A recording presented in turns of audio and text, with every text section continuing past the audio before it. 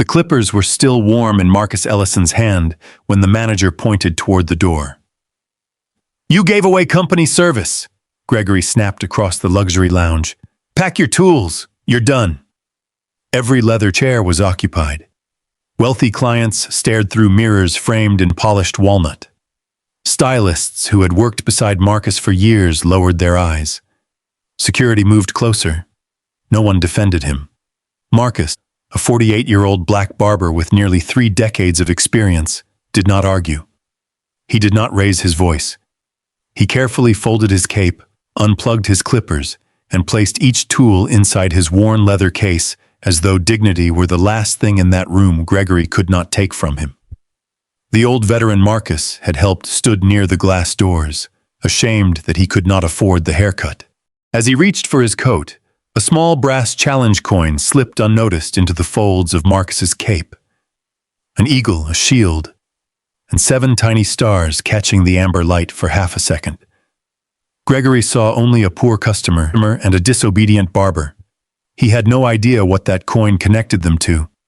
And before long, the man who fired Marcus in front of a silent room would learn that one free haircut had placed his career and an entire company directly in the path of consequences. The steady hum of electric clippers blended with quiet jazz drifting from hidden ceiling speakers, creating the kind of atmosphere Prestige Gentleman's Lounge had carefully cultivated for years. Warm amber lights reflected off polished walnut walls. Leather chairs gleamed beneath soft spotlights.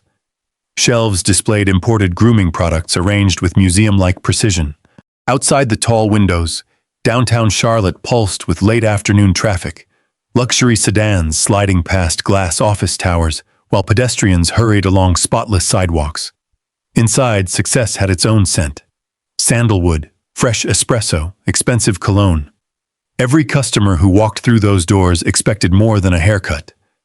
They expected confirmation that they belonged in rooms built for people with money. Marcus Ellison never forgot that. At 48 years old, he had spent nearly 3 decades standing behind barber chairs.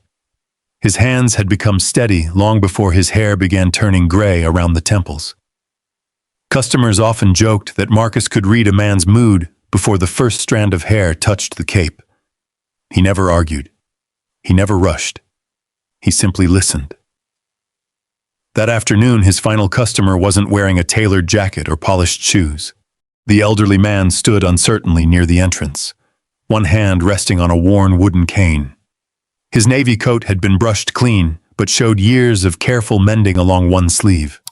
A faded military veteran pin rested above his breast pocket. The receptionist barely looked up. "We're fully booked." The old man nodded politely. "I'm sorry to bother you." He turned slowly toward the door. Marcus looked up from sanitizing his clippers. "Sir?" The old man stopped. Marcus smiled. "My chair's open." The receptionist frowned. "You've already finished your appointments." Marcus simply nodded. "I know." He walked across the polished floor before anyone could object. "When's the last time somebody took care of your hair?" The old man chuckled softly. "Oh, longer than I'd like to admit." Marcus studied him for only a second. The careful way he stood, the pride still visible beneath exhaustion, the tiny tremor in his right hand. Not weakness, "You've got 20 minutes?" The old man looked around the elegant room. "I don't think I belong in a place like this." Marcus answered without hesitation. "A barber chair doesn't ask where you've been." For the first time that afternoon, the old man's tired face relaxed into something resembling a smile. "My name's Walter." "Marcus." They shook hands. Marcus draped the black cape gently around Walter's shoulders and adjusted it beneath his collar. The chair slowly reclined. Warm water flowed over silver hair that had grown uneven around both ears. Marcus worked carefully, massaging shampoo through thin strands with practiced fingertips. Walter closed his eyes. "I almost forgot what that felt like." Marcus smiled. "Feels good to let somebody help once in a while." Walter gave a quiet laugh. "My wife used to say the same thing." Marcus caught the slight hesitation afterward. Used to. He understood. I'm sorry. Walter opened his eyes again. 3 years. Marcus didn't ask another question. Some grief deserved silence more than conversation. The Clippers began their familiar song. Smooth, measured, confident. Tiny curls of silver drifted onto the cape. Across the room, businessmen discussed investments over complimentary bourbon. A television mounted above the waiting area quietly displayed financial news. Nobody paid attention to Marcus. Nobody paid attention to Walter. That suited both men perfectly. You were military? Marcus asked after noticing the small pin. Walter nodded. Army. Thank you. Walter looked surprised. I didn't really do anything special. Marcus adjusted the taper behind his left ear. My father always said people who serve rarely talk about what they did. Walter smiled without opening his eyes. Smart man. Marcus's own smile faded slightly. He was. There was no need to explain further. His father had been gone for years, but every lesson remained alive inside these hands. When the haircut finished, Marcus brushed away the loose hair with slow, respectful strokes. He turned the chair toward the mirror. Walter stared quietly, his shoulders lifted almost imperceptibly. The man reflected in the mirror looked years younger, not because wrinkles had disappeared, because dignity had quietly returned. Walter swallowed hard. My wife would have liked this. Marcus simply nodded. I think she would have. Walter reached inside his weathered wallet. A few folded bills, nothing more. He counted them twice. $8, maybe 9. He extended them anyway. Marcus gently covered Walter's hand with his own. No. Walter looked confused. I insist. So do I. Marcus closed the wallet carefully and slipped it back into Walter's coat pocket. This one's already paid for. Walter frowned. I don't understand. Marcus smiled. Sometimes dignity matters more than payment. For several seconds, neither man spoke. Walter's eyes glistened. Young man. Marcus shook his head. No speeches. Walter laughed through damp eyes. You don't make that easy. Marcus removed the cape. Hair floated softly onto the hardwood floor. Walter stood. He reached into another pocket, searching for a handkerchief. Instead, his fingers briefly brushed against a small brass object before he unknowingly pushed it deeper into the folds of the cape still hanging across the chair. Neither man noticed. Walter extended his hand once more. I hope life is as kind to you as you've been to me today. Marcus accepted the handshake. It usually finds its way. Walter slowly made his way toward the entrance. Halfway there. Marcus. The voice cracked through the room. Salon manager Gregory Bennett stood near the reception desk. Expensive suit. Perfect tie. Expression colder than polished marble. My office. The room grew noticeably quieter. Marcus glanced once toward Walter, who had already stepped outside into the afternoon sunshine. He quietly followed Gregory. The office door closed behind them. Glass walls made privacy an illusion. Everyone inside the salon could still see. Gregory folded his arms. What exactly do you think you're doing? Marcus answered calmly. Giving a veteran a haircut. You gave away company services.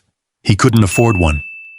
Gregory laughed once, short, sharp. This isn't a charity. Marcus remained standing. No, it's a business. Exactly. Gregory stepped closer. We have standards. Marcus met his eyes. So do I. That answer landed harder than Gregory expected. His face tightened.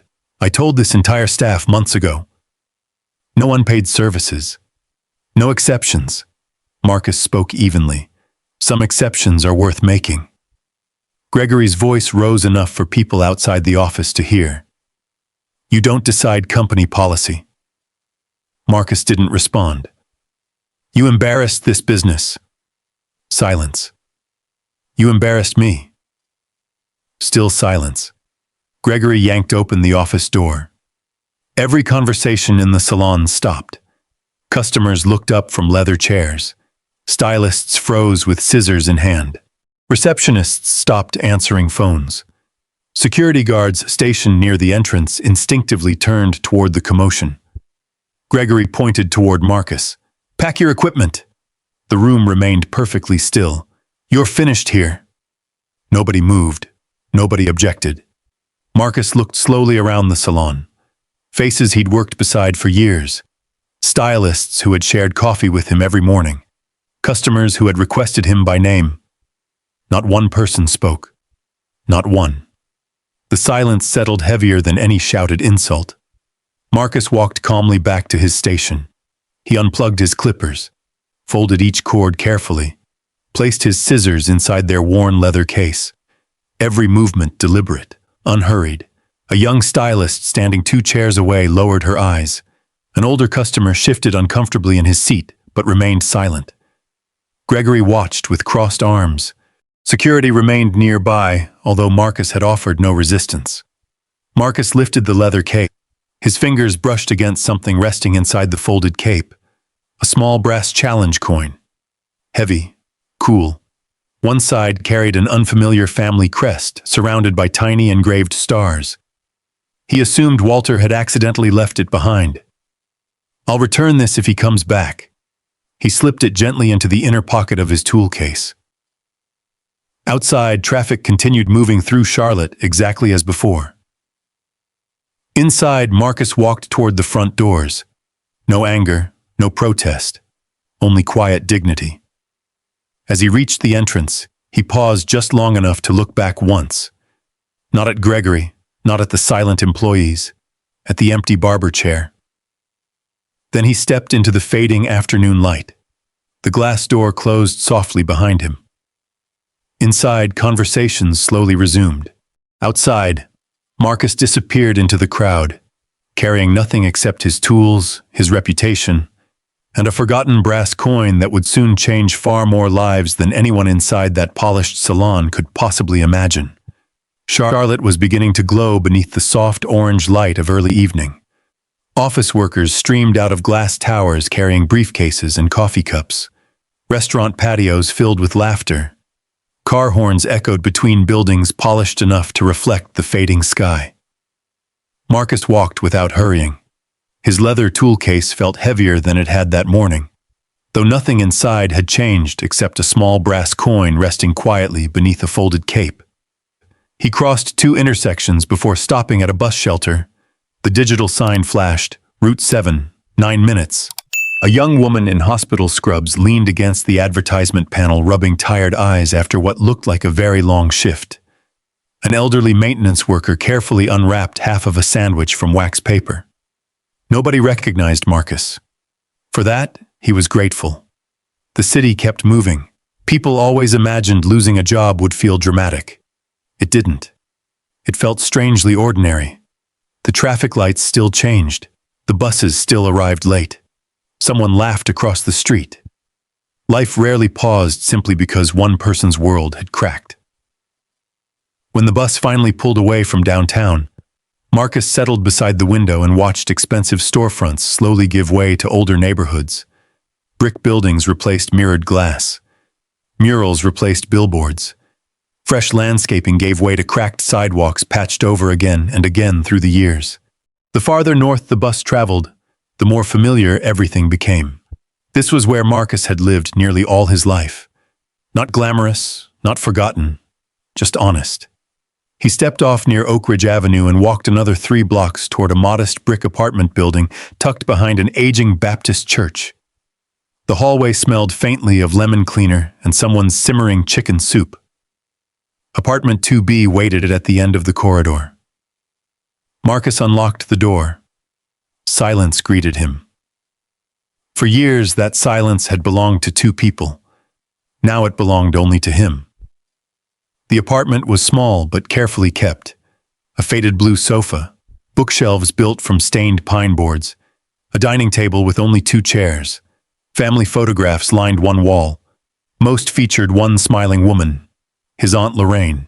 She had raised Marcus after his parents died within 2 years of each other when he was in his 20s.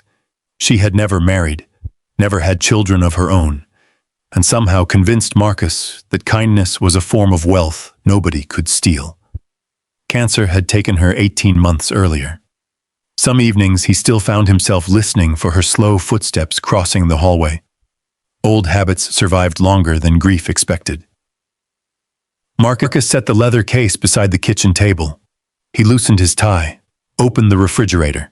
Half a carton of milk, eggs, a few vegetables, leftover beans. Enough. He poured a glass of water instead. His phone buzzed. Unknown number. He answered. Hello? Silence. Then a click. The call disconnected. He stared at the screen for a moment before setting the phone down. Probably another wrong number. Or maybe not. He no longer had the energy to wonder. The mailbox mounted beside the apartment door contained 3 envelopes. Electric bill, internet service, rent reminder. Marcus carried them to the table. He already knew what each one said before opening them. Rent due in 12 days, balance overdue from the previous month, final notice approaching. He quietly stacked them beneath a paperweight shaped like a lighthouse. Problems didn't disappear because you looked away. But they also didn't deserve every minute of your attention. A soft knock interrupted the silence. 3 gentle taps. Marcus smiled before opening the door. Mrs. Eleanor Pierce stood there balancing a grocery bag against one hip. She was 73, wore oversized reading glasses on a silver chain, and insisted everyone in the building call her Miss Eleanor. I saw you getting off the bus. Marcus nodded. Long day. I brought too much vegetable soup again. She smiled knowingly. I accidentally made enough for 6 people. Marcus laughed. You've been accidentally cooking for the whole hallway since I moved here. And yet nobody complains. He accepted the warm container. Thank you. She studied his face for only a second. You lost your job. It wasn't a question. Marcus didn't ask how she knew. Some people noticed storms before the clouds gathered. Yes. She sighed quietly. I'm sorry. He shrugged gently. I'll find something. I know you will. She reached over and squeezed his forearm. You're the kind of man work eventually finds. She started toward her apartment before pausing. Oh. My brother Leonard asked if you'd still trim his beard this weekend. Marcus blinked. He still wants me to? He asked if Saturday morning works. Marcus smiled. Tell him I'll stop by.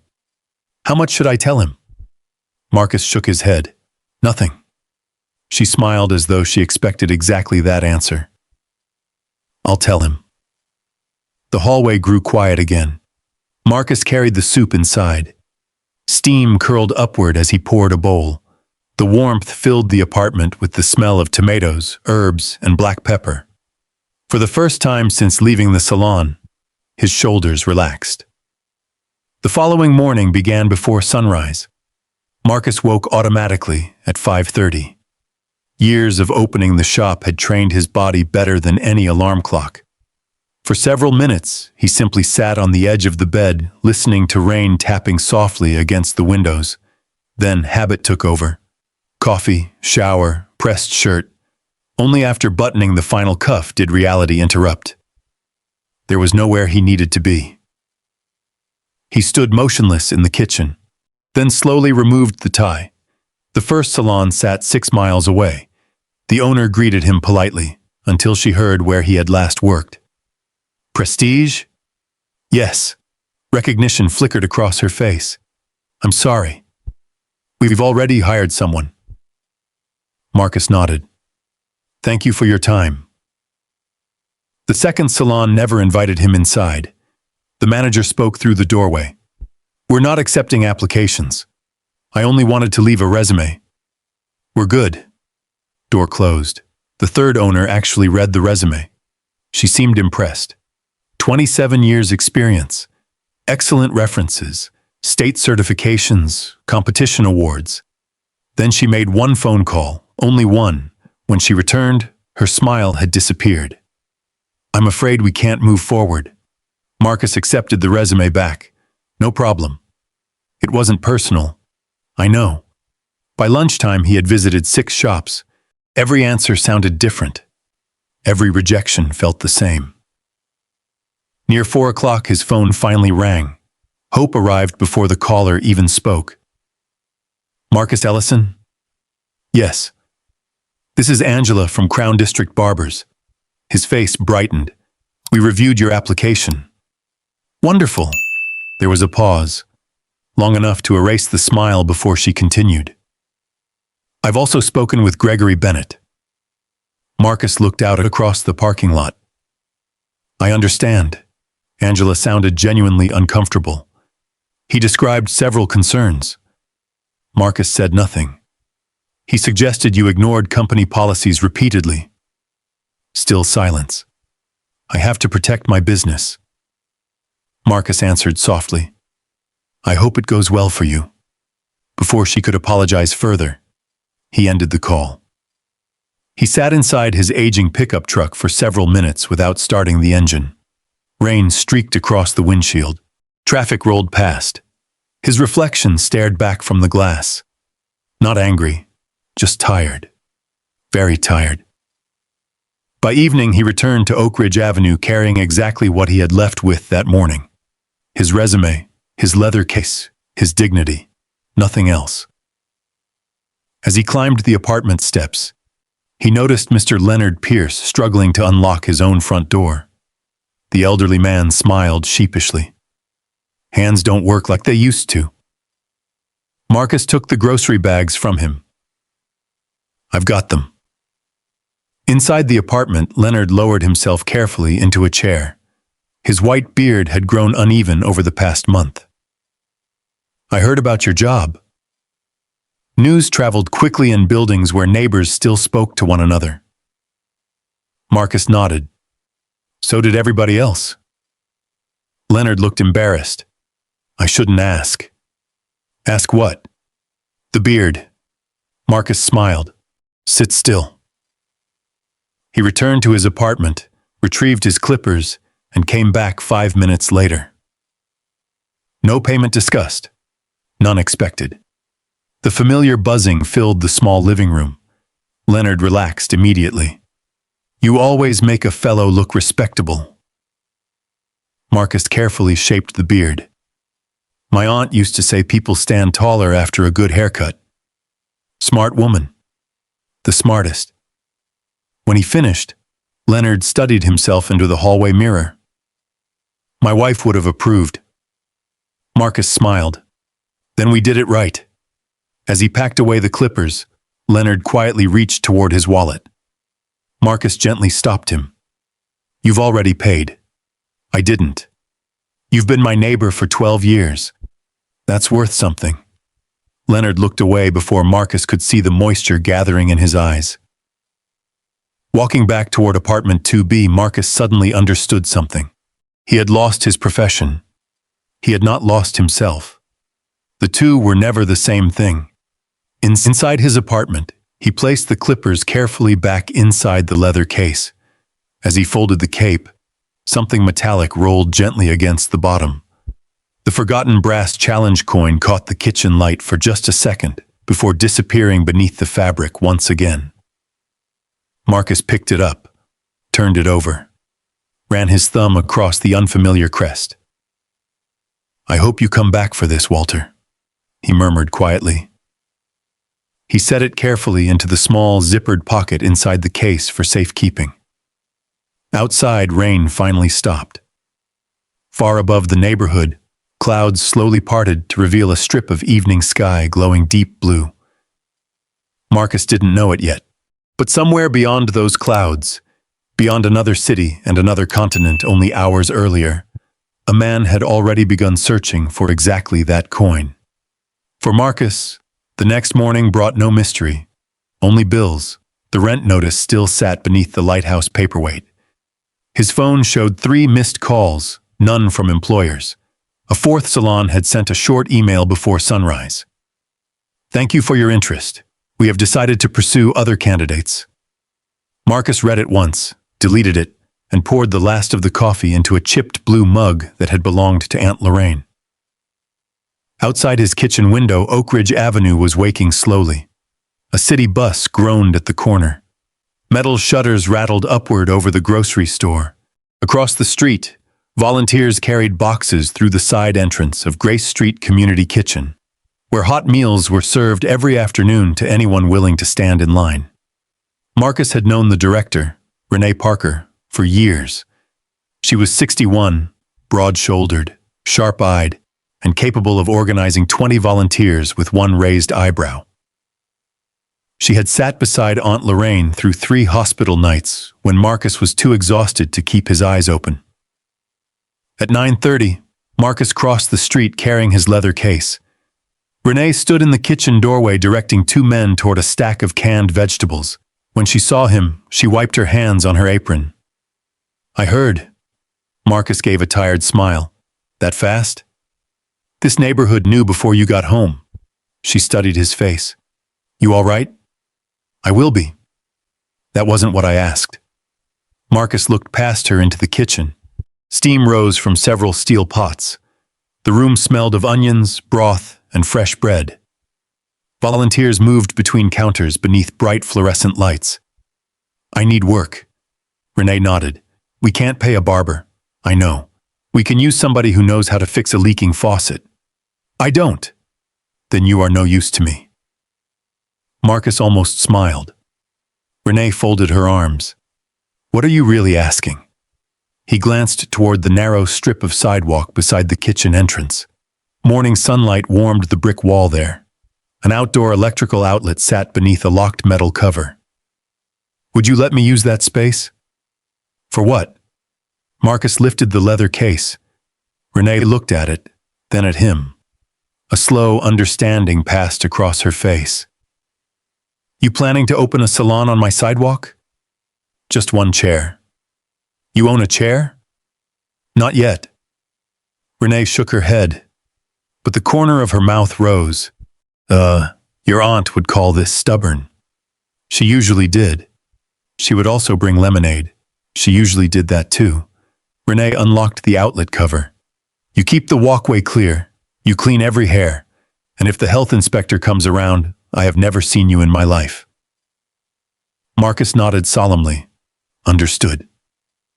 An hour later, he stood in the basement of his apartment building with Curtis Bell, the maintenance supervisor. Curtis was 58 and had the permanent squint of a man who trusted tools more than people. He listened while Marcus explained what he needed, then disappeared behind a row of old water heaters. He returned dragging a faded vinyl barber chair with chrome arms and a hydraulic base that groaned whenever it turned. Marcus stared. "Where did that come from?" Barbershop used to be on the first floor before they turned it into apartments. Owner left this behind 15 years ago. The burgundy vinyl was split near the headrest. Dust covered the metal footplate. Curtis wiped one sleeve across it. "Ugly." Marcus ran a hand over the cracked armrest. "Still works." Curtis pumped the lever. The chair rose 3 inches, then slowly sank. "Mostly." Marcus smiled. "I'll take it." Together they carried it up the basement stairs, through the lobby, and across Oak Ridge Avenue. By noon, one old barber chair sat beside the community kitchen, beneath a hand-lettered cardboard sign. "Haircuts pay what you can." An orange extension cord ran through the kitchen doorway to Marcus's clippers. A broom leaned against the brick wall. For the first 20 minutes, nobody stopped. People glanced at the chair and kept walking. A delivery driver slowed down, read the sign, then shook his head as though the offer had to be a trick. Marcus stood beside the chair in a clean white shirt and dark apron, hands folded calmly in front of him. At 12:30, the kitchen doors opened. The lunch line formed quickly. Men and women from every part of the neighborhood waited beneath the sun. Some wore work uniforms. Others carried plastic grocery bags or backpacks. A few elderly veterans stood together near the curb, each wearing a different cap from a different branch of service. One of them noticed Marcus. His name was Frank Holloway, 68, a retired city bus mechanic with a silver beard that had grown wide around his jaw. He stepped out of line. How much? Marcus pointed toward the sign. What you can. Frank narrowed his eyes. That usually means more than the sign says. Not today. You licensed? Marcus opened his wallet and showed him the card. Frank examined it like a customs officer. Then he lowered himself into the chair. If you mess up my beard, I'm telling the whole neighborhood. Marcus draped the cape around him. Fair enough.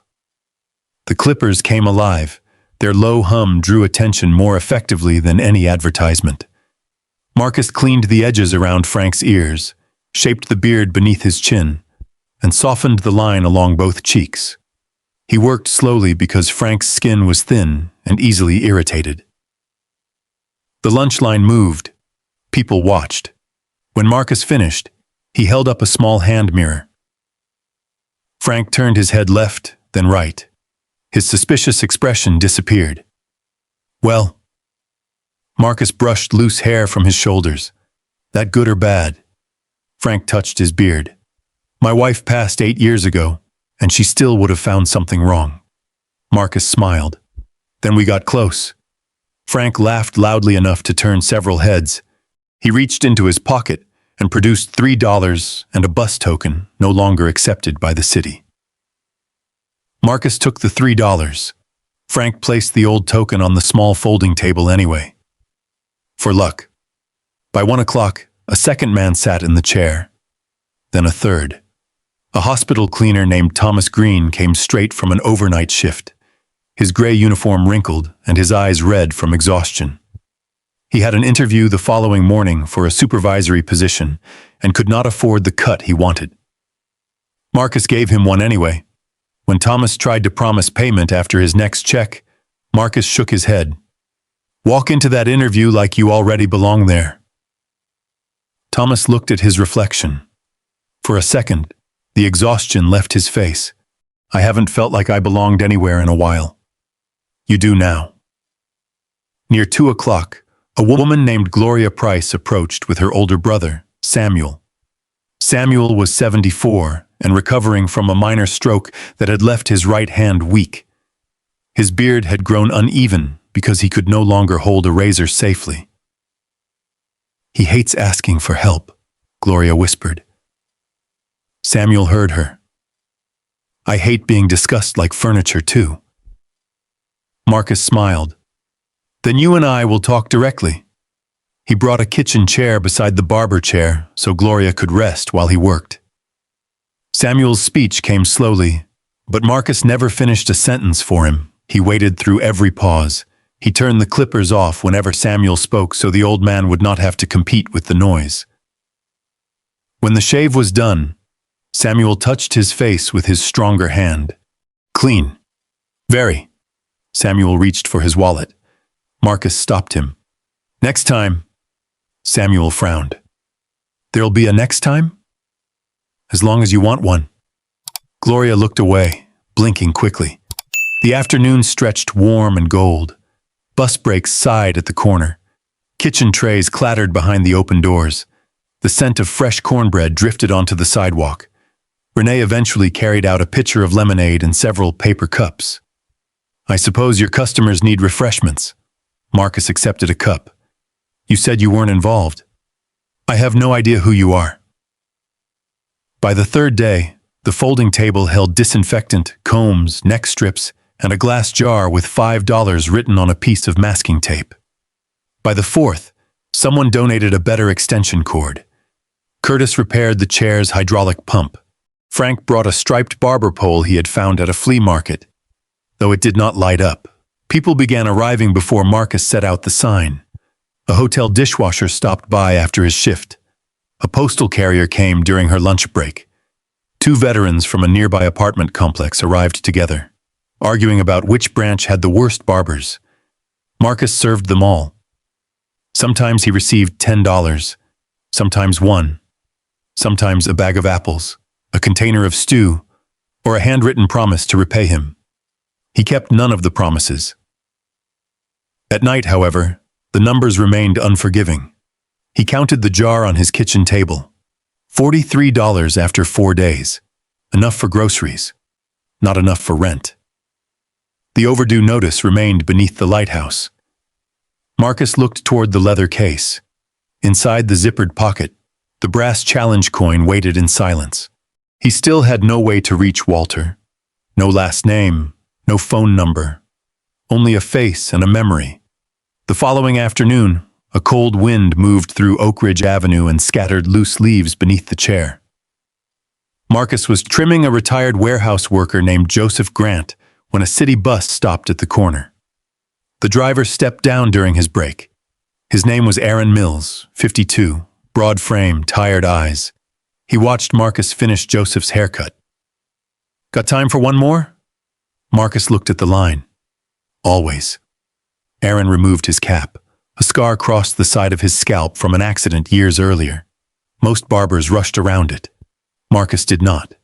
He adjusted the cut carefully, blending the hair so the scar no longer drew the eye. Aaron studied the result in the mirror. "You didn't ask." "About what?" "The scar." Marcus folded the cape. "Wasn't any of my business." Aaron stood quietly. Then he placed a $20 bill in the jar. Marcus tried to hand back 15. Aaron closed his hand around it. "Use it on the next man."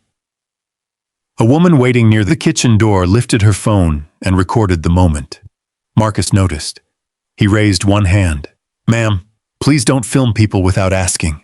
She lowered the phone. "Sorry, but the short clip had already been saved." That evening, she posted it in a neighborhood Facebook group with a simple caption. "This barber lost his job for giving a veteran a free haircut. Now he's cutting hair outside Grace Street Kitchen. He told a bus driver his scar was nobody's business and tried to give his money back." By midnight, the video had been viewed nearly 2,000 times. By morning, someone had reposted it on another platform. Then another. Marcus knew none of this. He was asleep in apartment 2B with his rent notice on the table and his clippers charging beside the sink. At 7:15 the next morning, Renee called him. "You need to look outside." Marcus pulled back the curtain. A line stretched from the community kitchen entrance to the bus stop. Veterans, hospital workers, retirees, people he had never seen before. Some carried cash. Others carried coffee. One man held a brand new box of Barber capes. A woman near the front held a cardboard sign. "Kindness still lives here." Marcus stood behind the glass, unable to move. For the first time since Gregory Bennett had fired him, hope did not feel like something he had to manufacture. It had come looking for him. He dressed quickly and carried the chair outside. The crowd applauded when he crossed the street. Marcus lowered his head, uncomfortable with the attention. "All right," he said, setting down the leather case. "Let's not make this bigger than it is." Renee folded her arms in the doorway. Too late. Marcus opened the case. For one brief second, the brass coin caught the morning sun. A sharp golden flash. Then the folded cape covered it again. Across the sidewalk, another phone camera lifted. Far beyond Oak Ridge Avenue, the first video reached an account followed by thousands. Then a local producer saw it. Then someone inside a corporate office saved it for later. Marcus placed the cape around his first customer and switched on the clippers. The familiar hum rose above the passing buses. He thought he was simply cutting hair. But by the end of that day, people far outside Charlotte would know his name. And not everyone watching would be pleased by what they saw. 3,000 miles away, rain slid down the windows of a private conference room overlooking central London. Nathan Caldwell sat at the far end of a glass table while 6 executives argued over expansion figures projected across an entire wall. He heard almost none of it. At 55, Nathan had spent most of his adult life building Caldwell House Grooming from a single 2-chair shop into a national company known for private lounges, luxury memberships, and locations inside some of the most expensive hotels in America. The company now operated in 27 cities. Its logo appeared in airport terminals, sports arenas, resort properties, and business districts where a haircut cost more than some families spent on groceries. Nathan's success had become the kind business magazines like to photograph. Tailored navy suits, silver hair cut close at the sides, measured voice, no wasted motion, no visible doubt. But that image had never told the whole truth. The first Caldwell shop had not been luxurious. It had stood beside a laundromat in Fayetteville, North Carolina, with cracked tile, second-hand chairs, and a hand-painted sign his mother had made at their kitchen table. His father had cut soldiers' hair near Fort Bragg. His mother had kept coffee warm for anyone waiting. Some customers paid, some didn't. Nathan had grown up sweeping hair from the floor and listening to grown men speak about fear, family, and the things they could not say anywhere else. His father used to repeat the same sentence whenever Nathan complained that a customer had paid too little. A chair earns its value from the person sitting in it, not the price on the wall.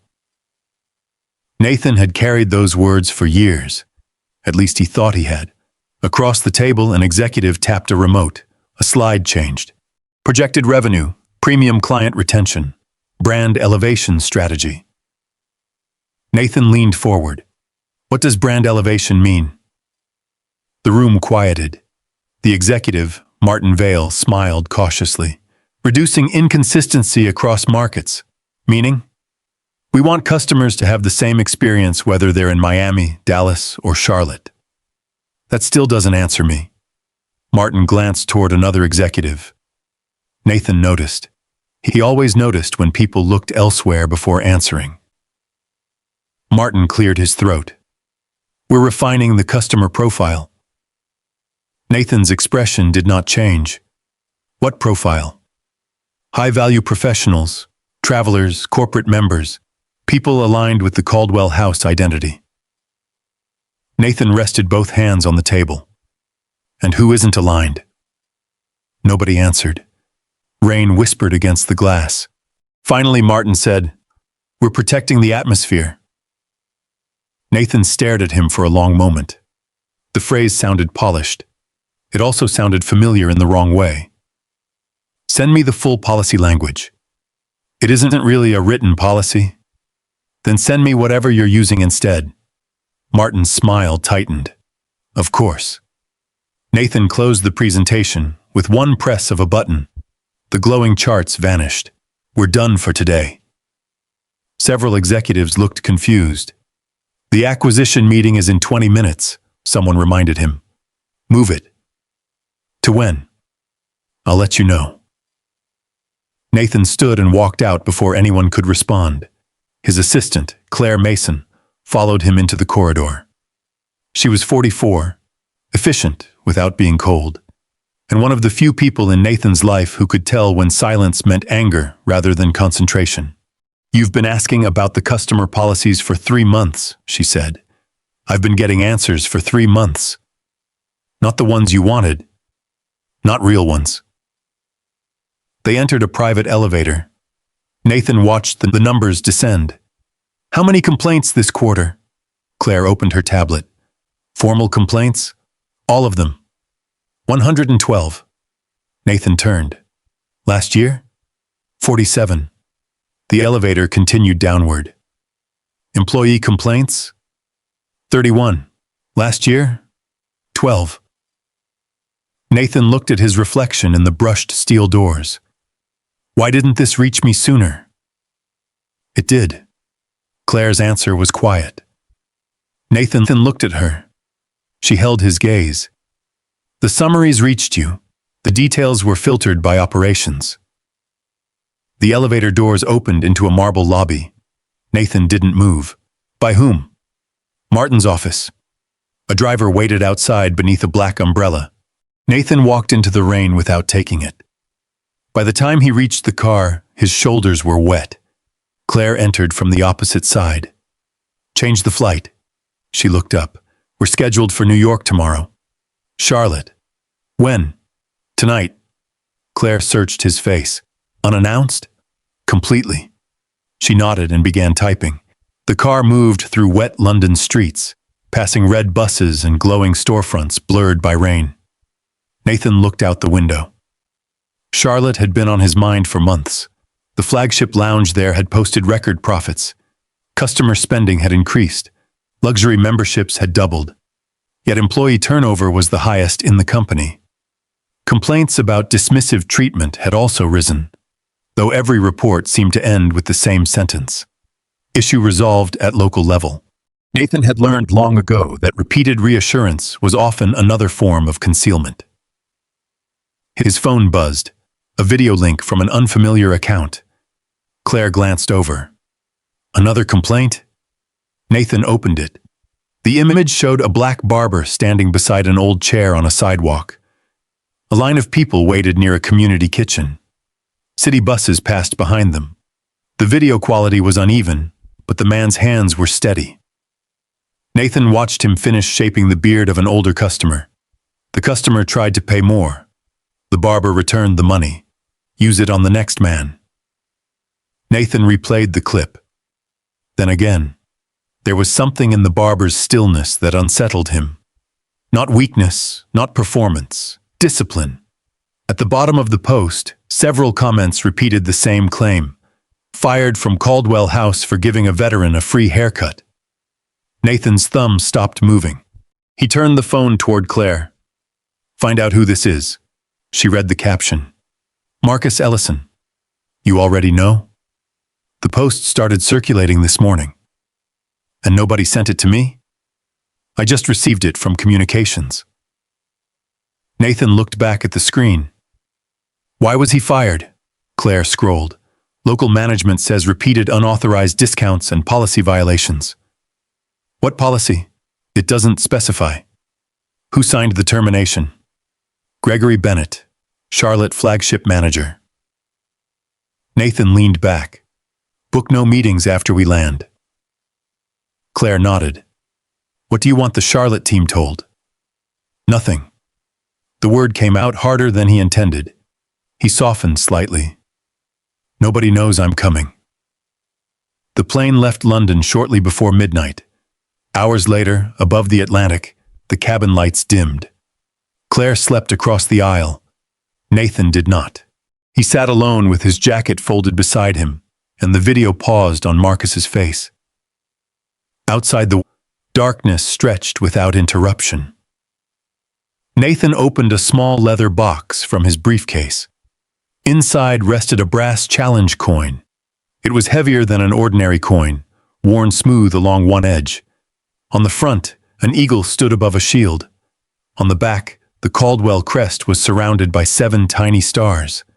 There had been only 2, one for Nathan, one for his father. Nathan turned it slowly beneath the reading light. Walter Caldwell had carried the matching coin for nearly 40 years. He had received it after completing his army service and opening the first barber shop with Nathan's mother, Evelyn. When Evelyn died 6 years earlier, grief had not drawn father and son together. It had split them apart. The argument began over the company.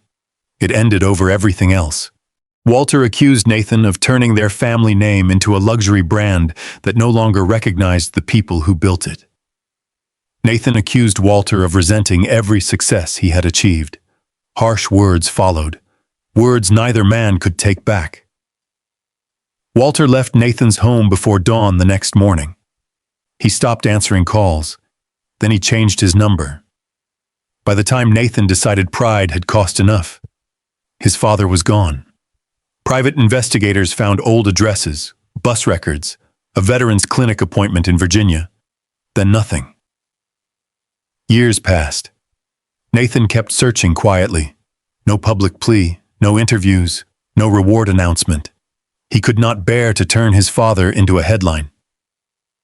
Now, watching Marcus cut hair on a Charlotte sidewalk, Nathan heard Walter's voice as clearly as if he were sitting beside him. A chair earns its value from the person sitting in it. Nathan closed the leather box. He wondered how many times his father had tried to warn him before giving up. The plane landed in Charlotte just after sunrise. Low clouds hung over the city. The runway shone silver from an overnight rain. Nathan stepped onto the tarmac wearing a plain charcoal coat and carrying one small bag. No company vehicle waited. No executives, no press. Claire had arranged an ordinary black sedan under a false corporate booking. As they drove toward downtown, Charlotte slowly rose around them. Construction cranes turned above half-finished towers. Morning commuters crowded bus stops. Coffee shops flicked on their lights. The city looked clean from a distance. Up close, Nathan noticed the divisions. New glass apartments stood beside aging brick buildings. Valet entrances faced one street while delivery doors faced another.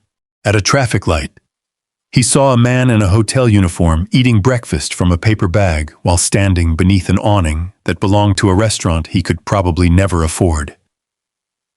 Nathan looked down at the paused video again. Where was this recorded? Claire checked the location. Oak Ridge Avenue, beside Grace Street Community Kitchen. How far? 10 minutes from the flagship, maybe 12 with traffic. Nathan watched downtown approach through the windshield. Take me to the salon first. Claire nodded. Still undercover? Nathan removed his watch, a limited edition piece worth more than Marcus's apartment building. He placed it inside his bag. Then he loosened his tie, exchanged his polished overcoat for a worn canvas jacket Claire had purchased at an airport store, and removed the company pin from his lapel. He no longer looked like the founder of Caldwell House Grooming. He looked like a tired businessman who had spent the night traveling. That was the point. When the sedan stopped 1 block from the flagship, Nathan stepped out alone. Morning light spread across the polished storefront. Prestige Gentleman's Lounge appeared exactly as the board liked to describe it. Refined, exclusive, controlled. Inside, Gregory Bennett stood near reception, correcting the angle of a product display. Nathan watched through the glass. A delivery worker entered carrying 2 heavy boxes. Gregory pointed toward a side door without greeting him. A wealthy customer arrived 30 seconds later. Gregory crossed the entire lobby to shake his hand. Nathan's jaw tightened. He entered quietly. The receptionist looked at his canvas jacket, his overnight bag, and the rain still darkening one shoulder. Can I help you? I need a haircut. Do you have a reservation? No. We're fully booked. Nathan glanced toward 3 empty chairs. Looks quiet. They're reserved. Gregory approached. His smile was professional but empty. Is there a problem? Nathan studied him. No. Then perhaps we can recommend somewhere more appropriate. The words settled between them. More appropriate. Nathan looked around the room. Several employees watched. None spoke. 1 chair near the back remained empty. The smallest station. A faint, rectangular mark on the floor showed where a tool cabinet had once stood. Nathan pointed toward it. Who worked there? Gregory's expression changed almost invisibly. Nobody currently. Marcus Ellison? The receptionist looked up. Gregory's smile disappeared. May I ask who you are? Nathan held his gaze. Someone interested in how this place treats people when it thinks they don't matter. The salon went silent. Gregory straightened. I think you should leave. Nathan nodded slowly. He had seen enough. He turned toward the door without revealing his name.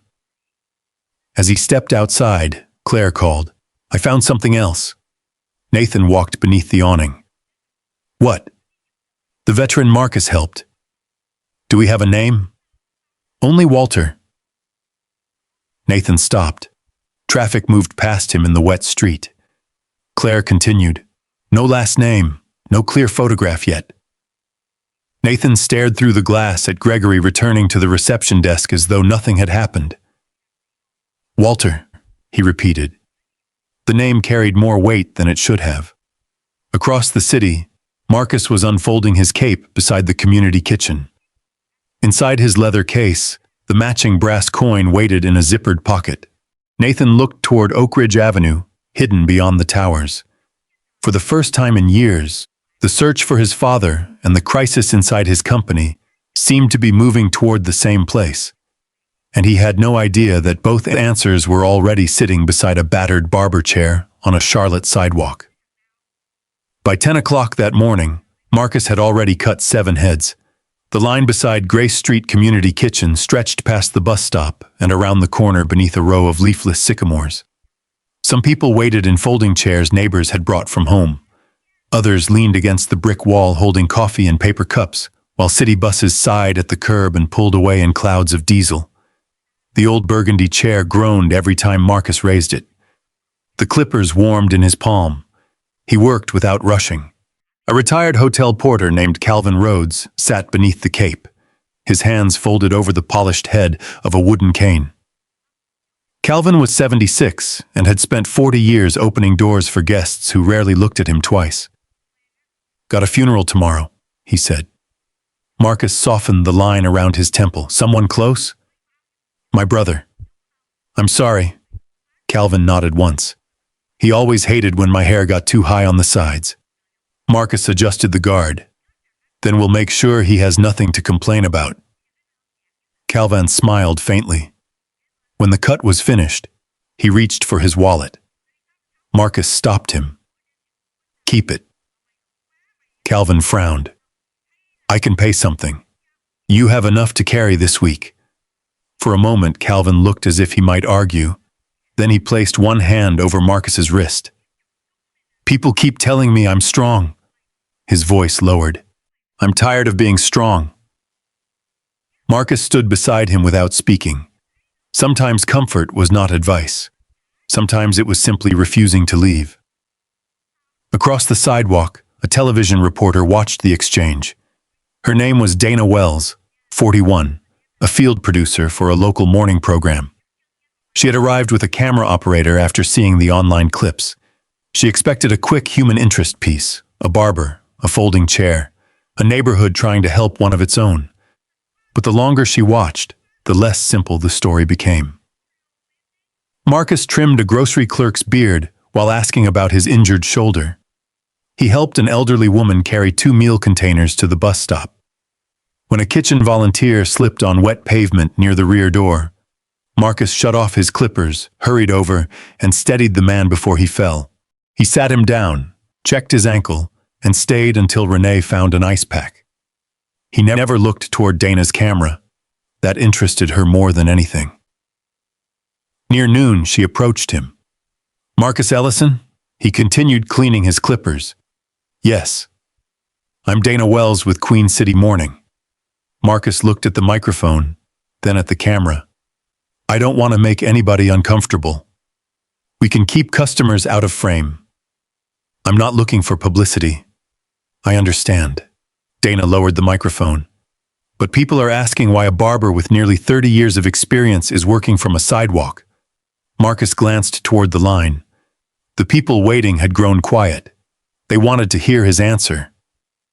"I'm working from a sidewalk because the chair is here." Dana waited. Marcus gave her nothing more. She smiled slightly. "That may be the shortest interview I've ever done," Renee called from the kitchen doorway. "He talks more when the clippers are running." Several people laughed. The tension eased. Donna tried again. "Were you fired for giving a veteran a free haircut?" Marcus wiped a comb with disinfectant. "That was the reason I was given." "Did you violate policy?" "I made a choice." "Do you regret it?" Marcus finally looked directly at her. "No." The answer traveled farther than his voice. People near the bus stop stopped talking. Dana raised the microphone again. "Would you make the same choice today?"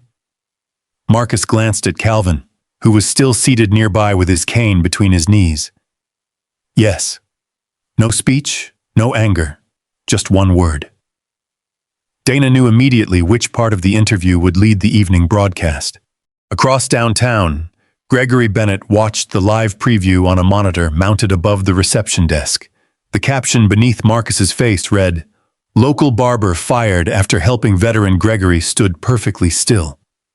Around him, Prestige Gentleman's Lounge moved through its afternoon rhythm. Glasses clinked near the beverage station. Hairdryers whispered. A customer in a gray suit complained about parking. No one noticed the manager's expression change. The clip ended with Marcus saying yes. Gregory walked into his office and shut the door. Then he called Martin Vale. The executive answered on the fourth ring. This better be important. We have a problem. What kind? Gregory turned the volume down on the television. Marcus Ellison. Silence. Then Martin exhaled. The fired barber? The media found him. Local? For now. Martin's voice sharpened. What has he said? Not much. That's worse. Gregory sat behind his desk. I can clarify the record. No. He violated policy. I said no. Martin paused. Corporate communications will handle it. Gregory's jaw tightened. I'm the one who fired him. Exactly. The line disconnected. Gregory stared at the phone. He had spent 15 years learning how power worked. You survived by controlling the first version of a story. If someone else told it first, you spent the rest of your time defending yourself. He opened his laptop. By 2:30, an official statement appeared on the company's social media accounts. Caldwell House Grooming values veterans, service, and community responsibility. Recent reporting concerning a former Charlotte employee does not reflect the full circumstances of his termination. The employee in question demonstrated a documented pattern of policy violations, unauthorized discounts, and conduct inconsistent with professional standards. Marcus saw the statement while eating a sandwich on the kitchen steps. Renee held the phone. Her face grew harder with every line. Documented pattern. Marcus took another bite. They're protecting themselves. They're lying. They're afraid. You make that sound like an excuse. It isn't. Renee turned the screen toward him. Comments were appearing faster than she could read them. Some supported Marcus. Others accused him of staging the sidewalk operation. One account claimed he had been fired from 2 previous salons. Another said he had harassed customers for tips. A third posted that the veteran had been an actor. None of it was true. Truth did not matter much once strangers began enjoying the argument. Renee lowered the phone. You need to answer them. Marcus folded the sandwich wrapper. No. Silence lets them win. Not always. They're taking your name apart in public. Marcus looked toward the line of people waiting beside the chair. Then I'll keep doing the work my name stands for. Renee studied him. You are the calmest, stubborn man I've ever met. Aunt Lorraine said the same thing. The afternoon became colder. Wind moved scraps of paper along the curb. Marcus kept cutting. At 4 o'clock, a man in nursing scrubs arrived pushing an elderly neighbor in a wheelchair. The neighbor, Mr. Lewis Carter, was 81 and had spent the previous week in the hospital after a fall. His face was gray with fatigue. I don't need a haircut, Louis muttered. The nurse smiled. You've asked for one every day since Tuesday. That doesn't mean I need it. Marcus crouched until they were eye level. You want to stay in the chair you're in, or try mine? Louis examined the old barber chair. That thing looks less safe than I feel. Marcus laughed. We'll stay right here. He moved around the wheelchair carefully, trimming Louis's hair without forcing him to transfer. When the older man began coughing, Marcus stopped immediately, brought him water, and waited until his breathing settled. A small crowd watched. No one filmed. For once, they simply witnessed. Afterward, Louis ran a hand across his head. My wife is visiting tonight. Marcus brushed loose hair from the blanket over his knees. She'll be impressed. She's never impressed. Then she'll hide it well. Louis smiled. The nurse tried to pay. Marcus refused. Use it for his dinner. From across the street, a man in a charcoal coat watched from inside a parked sedan. Nathan Caldwell had told Claire he wanted to observe before approaching anyone. He had been there nearly 40 minutes, long enough to see Marcus carry meal trays for people leaving the kitchen, long enough to watch him clean the wheelchair's footrest after hair fell across it, long enough to understand that the videos had not exaggerated anything. Nathan's phone buzzed. Claire. He answered quietly. Martin issued a public statement. I saw. He says Gregory provided disciplinary documentation. Real? We're checking. Nathan kept his eyes on Marcus. Check the timestamps. Claire paused. Why? Because files built after a scandal always look cleaner than files built before one. I'll call legal. No. Nathan's voice remained calm. Call compliance. Outside counsel only. Nobody from Martin's office. He ended the call. On the sidewalk, Dana's report was beginning to circulate. A television mounted inside a nearby laundromat showed Marcus's face above the same headline. People gathered beneath it. The report included Gregory's written statement. Then Marcus's answer. Would you do it again? Yes. The contrast was devastating. Gregory sounded prepared. Marcus sounded truthful. By sunset, the video had been shared across the state. Former customers began posting photographs of haircuts Marcus had given them over the years. A widower wrote that Marcus had driven to his home after surgery and refused payment. A retired security guard said Marcus had cut his hair in a hospital room before his daughter's wedding. A woman named Patricia Monroe posted that Marcus once stayed after closing to help her 70-year-old brother clean blood from his shirt after a minor shaving accident, then drove him to urgent care. The stories multiplied. So did the attacks. At 7:30, Marcus returned to apartment 2B. Someone had slipped an envelope beneath his door. No stamp, no name. Inside was a printed copy of the company statement. Across the bottom, someone had written in black marker, "Stop pretending to be a hero." Marcus stood in the hallway beneath the flickering ceiling light. His expression did not change. He folded the paper twice and carried it inside. On the kitchen table, the rent notice waited beneath the lighthouse. He opened his leather case to clean his tools. The brass coin sat inside the zippered pocket, catching a stripe of yellow light. Marcus held it for a moment. Walter had not returned. He wondered whether the old man was safe. His phone rang. Unknown number again. Marcus answered. Hello? For several seconds there was only breathing. Then a man's voice spoke. You should tell the truth before we do. The call ended. Marcus lowered the phone slowly. Outside, a car idled beneath his window. Its headlights remained off. By the time Marcus reached the curtain, it was already pulling away.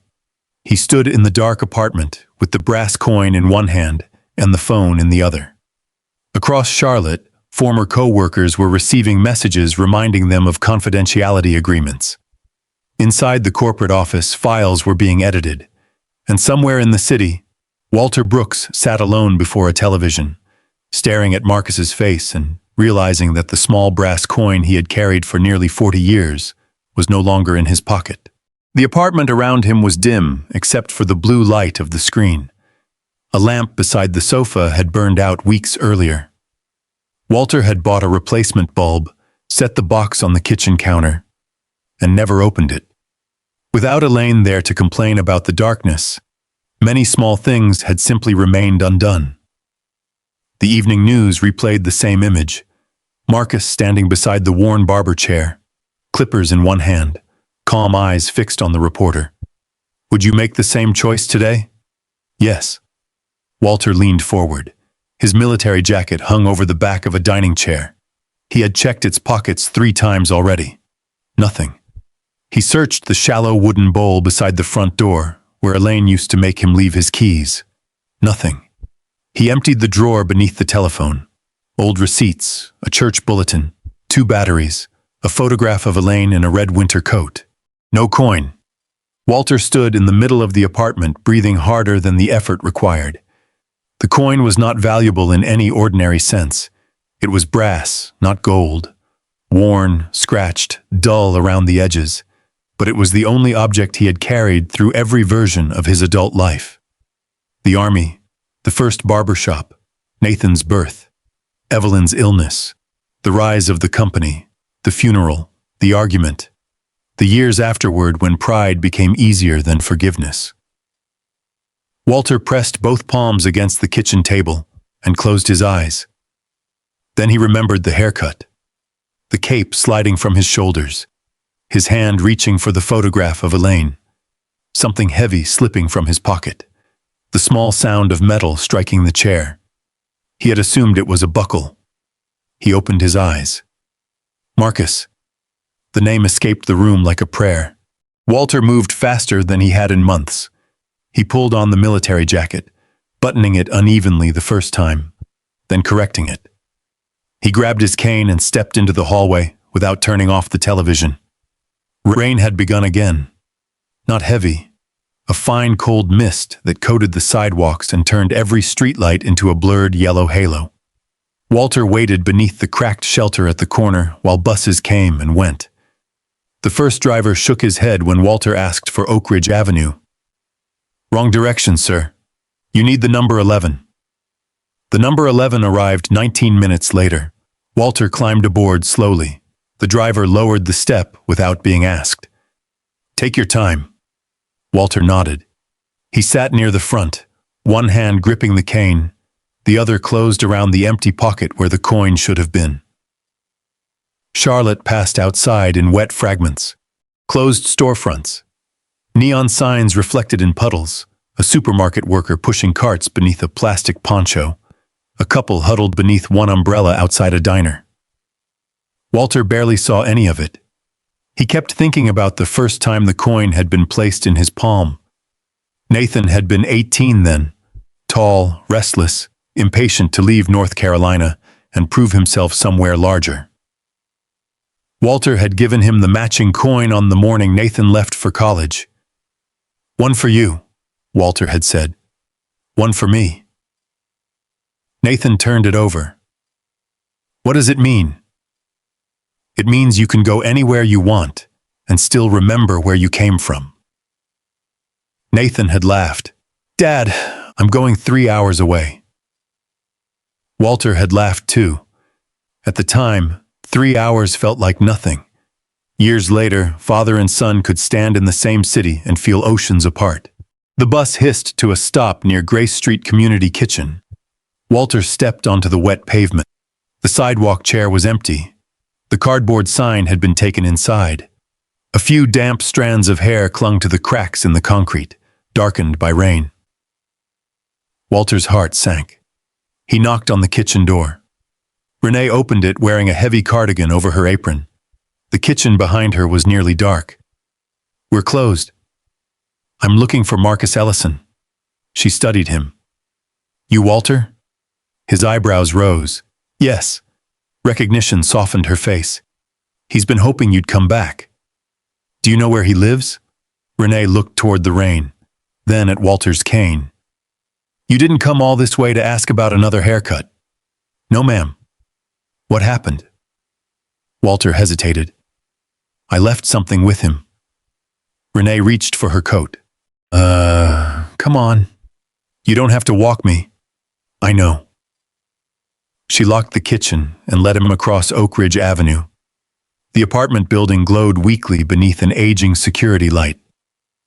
Upstairs, Marcus sat at his kitchen table reading the printed threat for the third time. "Stop pretending to be a hero." He had already decided not to tell Renee.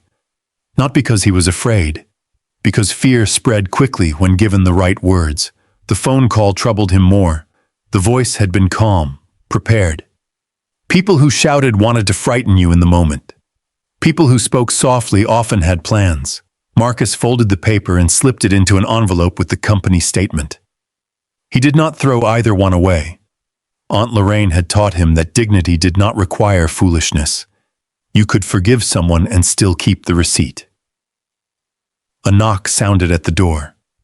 Marcus glanced at the clock. 8:47. "Who is it?" "Renee." He opened the door. Walter stood beside her, damp from the rain, breathing heavily but smiling with visible relief. Marcus stepped aside immediately. "Come in." Walter entered. The apartment's warm air fogged his glasses. Marcus took his coat and hung it near the door. "You should have called. I didn't have your number." "That makes sense." Renee looked between them. You two all right? Marcus nodded. Walter did too. She pointed at both men. I'm across the street if either of you decides to be stubborn. Then she left.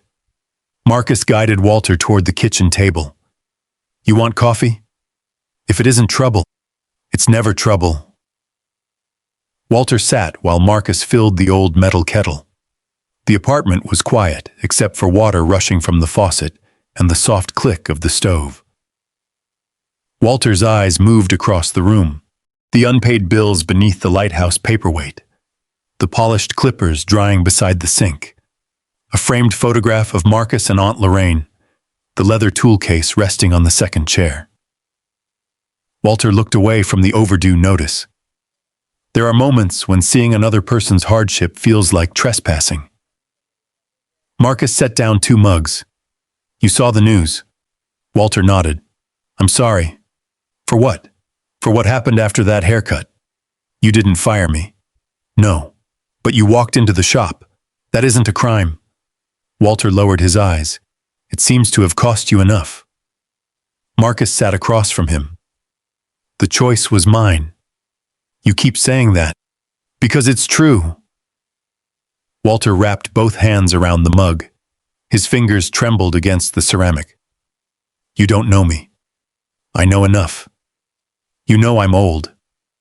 I noticed. Walter smiled despite himself. You know I couldn't afford the haircut. I noticed that too. You know I'm a veteran. Marcus nodded toward the pin on his jacket. That one was easy. Walter looked at him for a long moment. You never asked why I was lost. Marcus leaned back. You said you took the wrong bus. I did. That was enough. You never asked where my family was. That wasn't my business. You never asked whether somebody could come get me.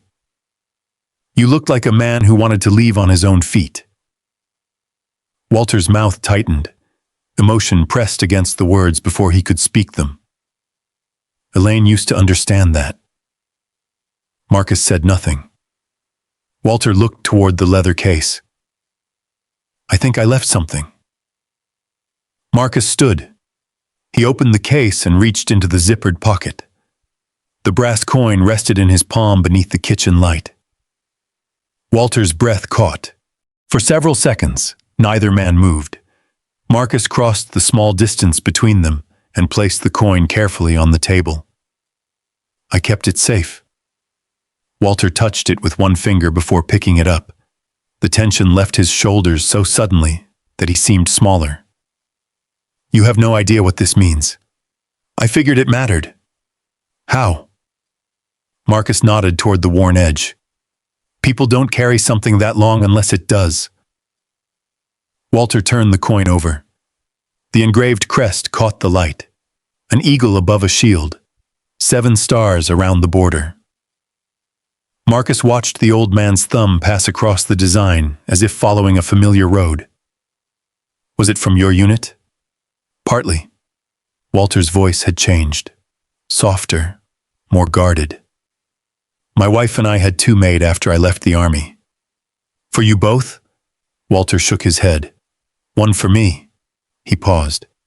One for my son. Marcus waited. Walter stared into the coffee. We haven't spoken in years. I'm sorry. That was my choice too. Marcus recognized the words.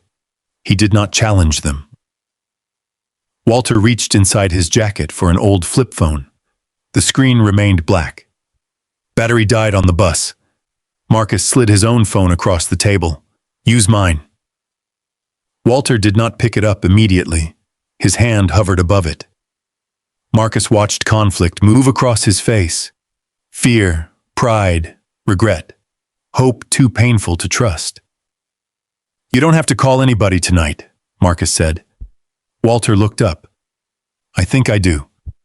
He entered a number from memory, stopped before pressing the final digit, deleted it. Tried again. The call rang once, twice, then a woman answered. Mr. Brooks? Walter straightened. Claire? There was a sharp intake of breath on the other end. Walter? Marcus turned toward the window, giving him what little privacy the kitchen allowed. Walter tightened his grip on the coin. I need you to do something for me. Where are you? Are you safe? I'm safe. Mr. Caldwell has been... Please. The words stopped her. Walter took a slow breath. I'm going to send you a photograph. Of what? You'll know. He lowered the phone and looked at Marcus. Could you take a picture of the coin? Marcus did. The brass filled the screen, its scratches and crest clearly visible. Walter sent it to the number Claire gave him. For several seconds there was only silence. Then Claire whispered, "Oh my God." Walter closed his eyes. Is he there? No, he's in Charlotte. Walter's eyes opened. Marcus turned back toward the table. In Charlotte? Claire's voice trembled now. He came looking into what happened at the company. Walter looked at Marcus. Not past him, at him.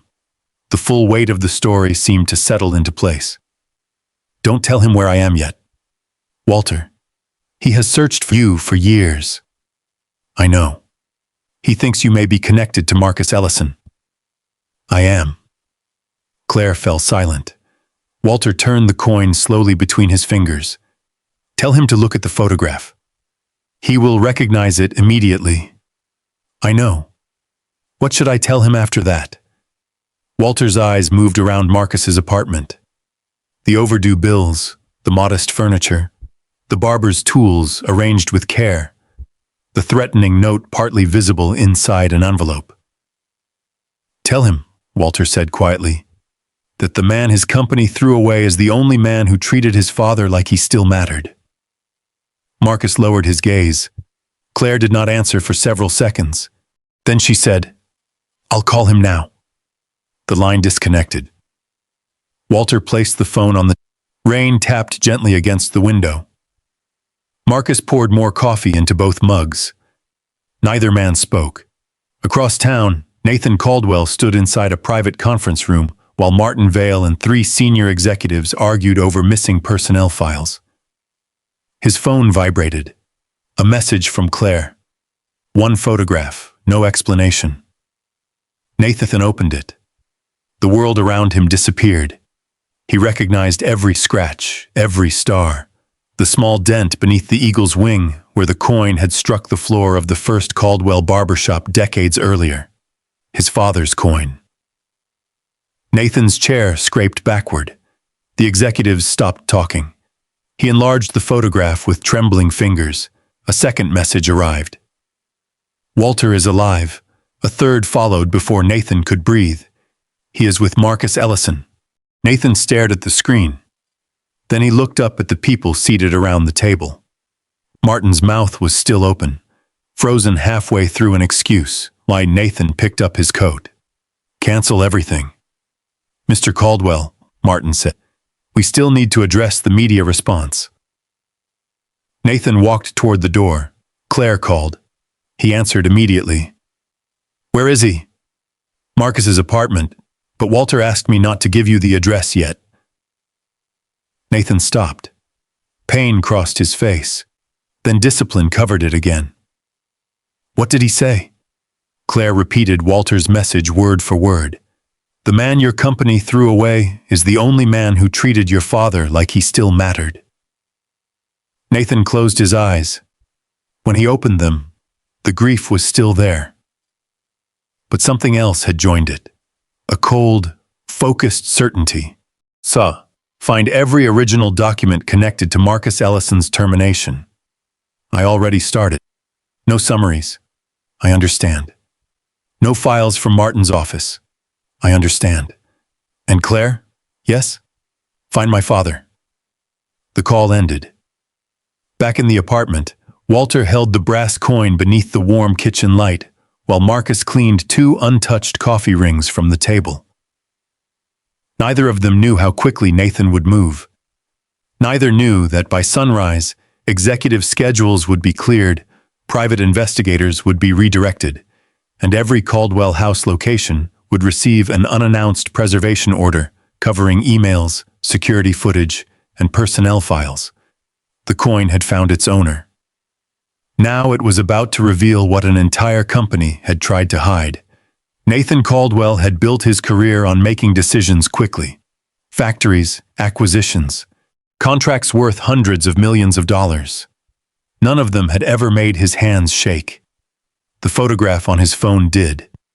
He remained standing outside the conference room while executives waited inside, unaware that the meeting had already become meaningless. Claire called again before he could gather his thoughts. I've secured every personnel file connected to Marcus Ellison. Original copies? Yes. Any changes? There were attempts. Nathan's eyes narrowed. Explain. The disciplinary record attached to Marcus's termination wasn't created the week he was fired. It wasn't? Claire took a breath. Our compliance team found that several entries were added after the media coverage began. Nathan closed his eyes. So someone rewrote history. It appears that way. Nathan looked through the glass wall of the conference room. Martin Vale was speaking confidently to another executive, smiling, composed. Nathan had trusted him for nearly a decade.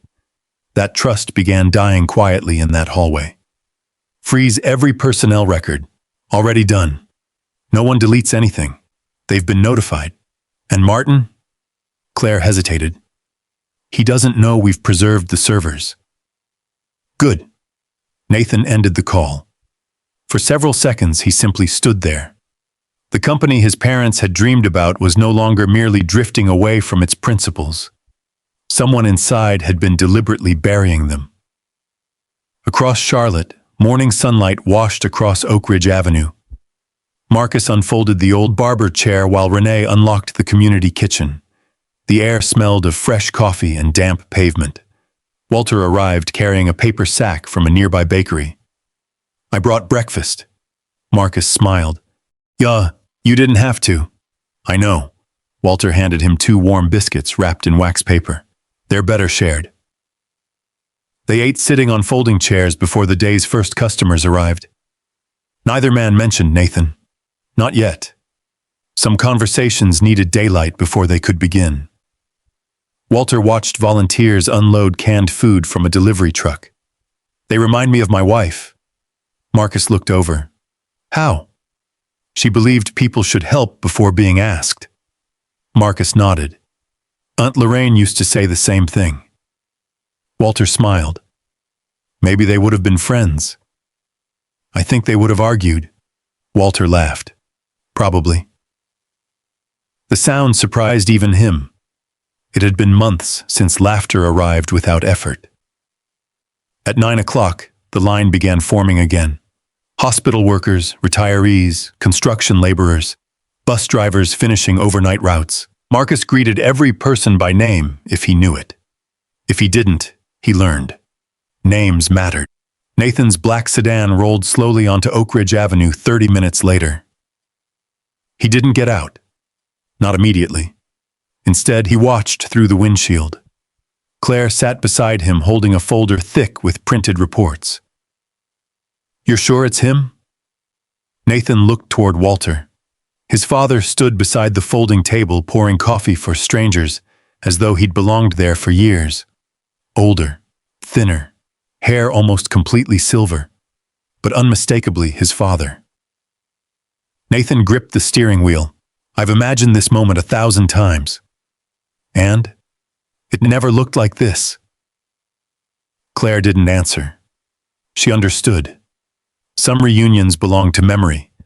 Real ones belong to ordinary mornings beside soup kitchens. Nathan watched Marcus finish a haircut for an elderly man wearing a navy cap. The customer tried paying. Marcus quietly returned half the money. The man protested. Marcus smiled. Use it for lunch.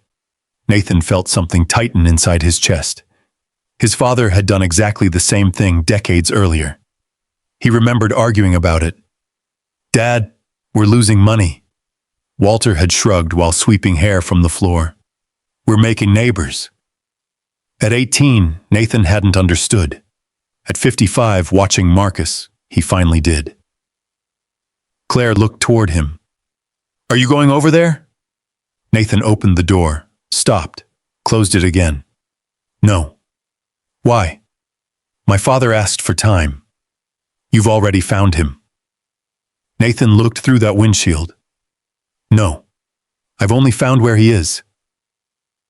Claire understood the difference. Finding someone physically was easy.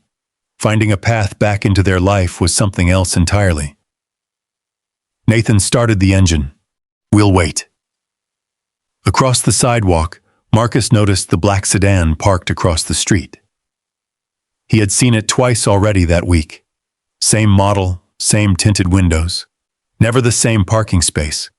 Only the feeling of being observed. Walter followed his gaze. You expecting someone? Marcus shook his head. No. You worried?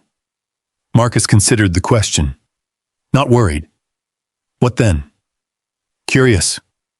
Walter looked towards the sedan. For one impossible second he wondered.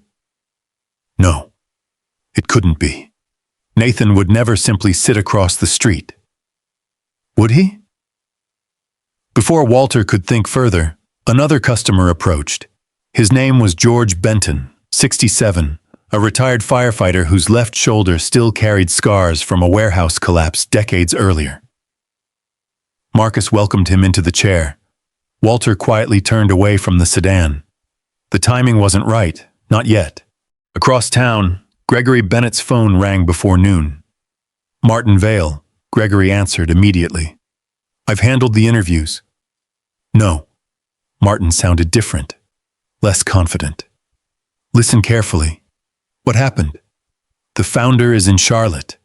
Gregory stood. What? He arrived without notifying anyone. When? Yesterday.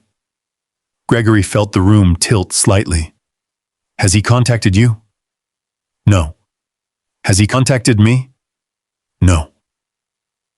Gregory looked toward the salon floor where customers chatted comfortably beneath polished lights. Then maybe this blows over. Martin didn't respond immediately. Finally, he asked one question. Did you create additional disciplinary reports after Marcus was terminated? Gregory's silence answered before his words could. I clarified documentation. Martin closed his eyes. I specifically told everyone not to touch the files. I was protecting the company. No, Martin's voice hardened. You were protecting yourself. The call ended. Gregory stood alone inside his office. For the first time since firing Marcus, certainty abandoned him. Back on Oak Ridge Avenue, Dana Wells returned with a larger television crew. Her previous report had become the station's most watched local segment that month. She approached Marcus carefully. Mind if we film today? Marcus shrugged. As long as nobody feels pressured. Dana smiled. I've been doing this 20 years. Then you already know that's impossible. She laughed. You may be right. The camera rolled. This time Donna focused less on Marcus and more on the people around him. A retired nurse described how Marcus had visited her apartment after knee surgery because she couldn't reach a salon. A city sanitation worker explained that Marcus had trimmed his hair before his wife's memorial service and refused payment after learning why the haircut mattered. One after another, adults stepped forward, not because reporters asked, because gratitude had been waiting for someone willing to listen. Walter watched quietly from a nearby bench.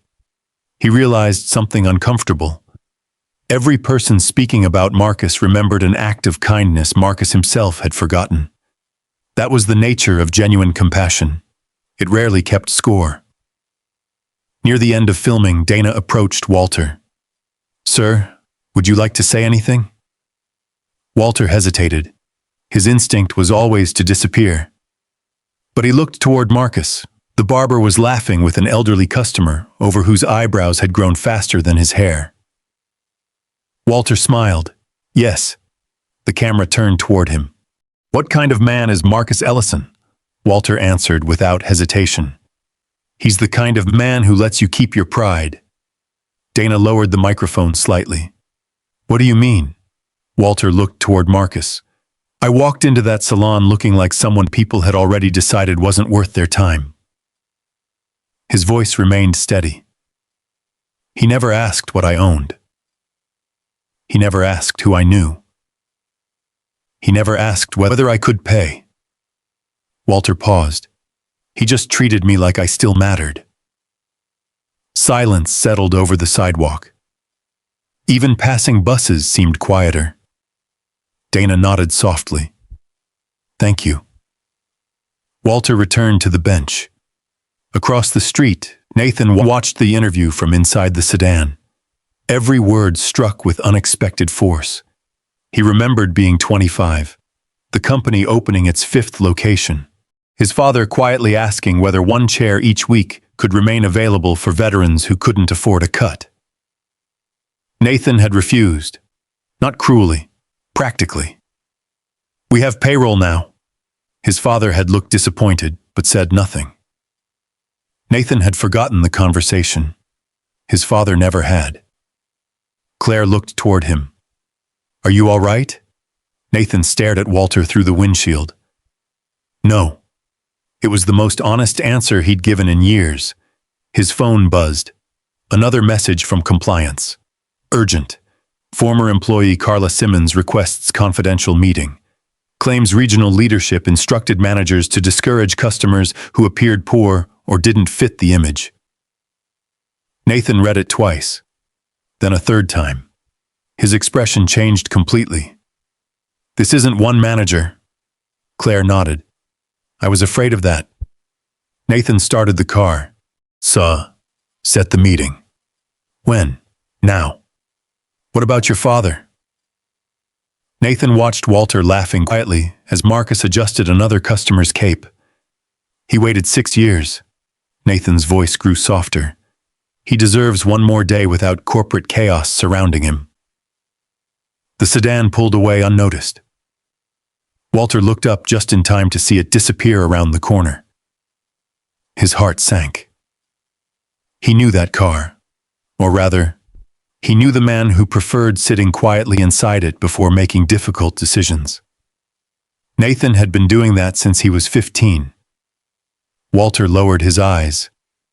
So, he whispered to himself, you found me. Marcus looked over. You say something? Walter smiled gently. No. What were you thinking about? Walter watched the empty street where the sedan had vanished. I was thinking, he paused, that some roads take a long time before they finally lead home. Marcus nodded without understanding, but somehow the answer felt important anyway. Neither man realized that before the sun set, the first former employee would begin revealing exactly how deeply discrimination had spread inside Caldwell House. And once those stories began, they would become impossible to stop. Carla Simmons arrived at the private conference room carrying a brown accordion folder against her chest.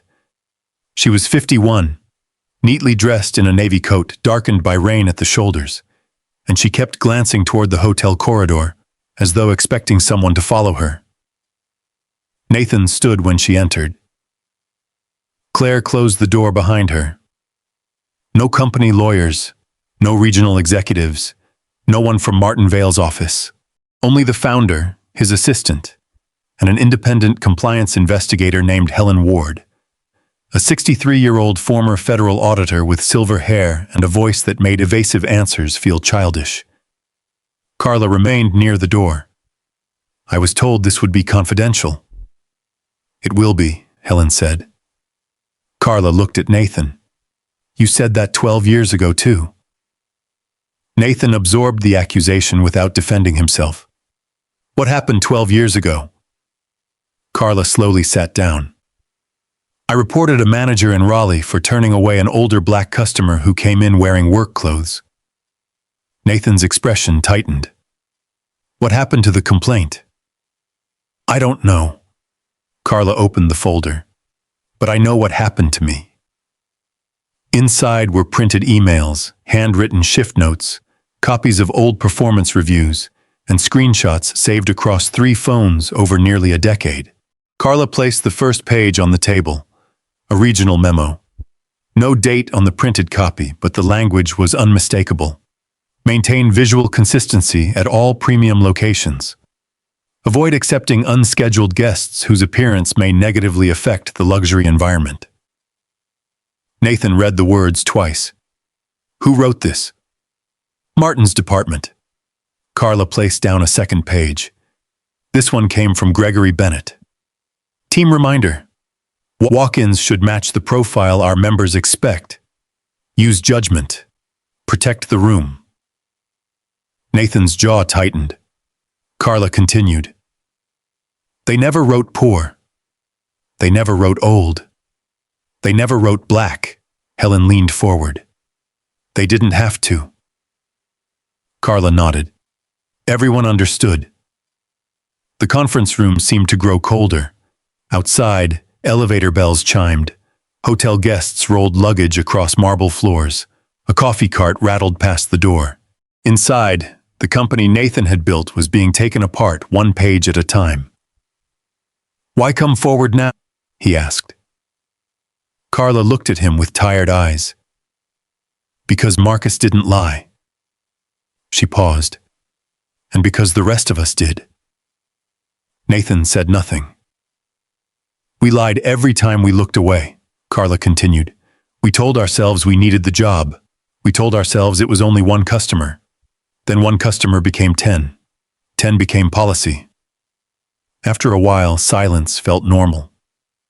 Helen asked, were employees punished for objecting? Carla laughed without humor. Fewer hours, worse stations, bad reviews, promotions that vanished. She slid one final document across the table. My resignation letter. Nathan read the date. 8 years earlier. At the bottom, beneath Carla's signature, someone had written, not eligible for rehire. Poor cultural alignment. Nathan closed his eyes. He had seen that phrase hundreds of times in reports. He had never asked what it meant. Across Oak Ridge Avenue, Marcus swept silver hair from the wet sidewalk. The afternoon line had thinned. Low clouds had gathered over Charlotte, turning the windows of nearby buildings the color of steel. Renee carried empty coffee cups inside while Walter folded 2 donated chairs near the kitchen wall. You should leave those, Marcus said. My hands still work. They shake. So do yours when you're tired. Marcus looked down. Walter was right. The anonymous call and the car beneath his window had cost him more sleep than he wanted to admit.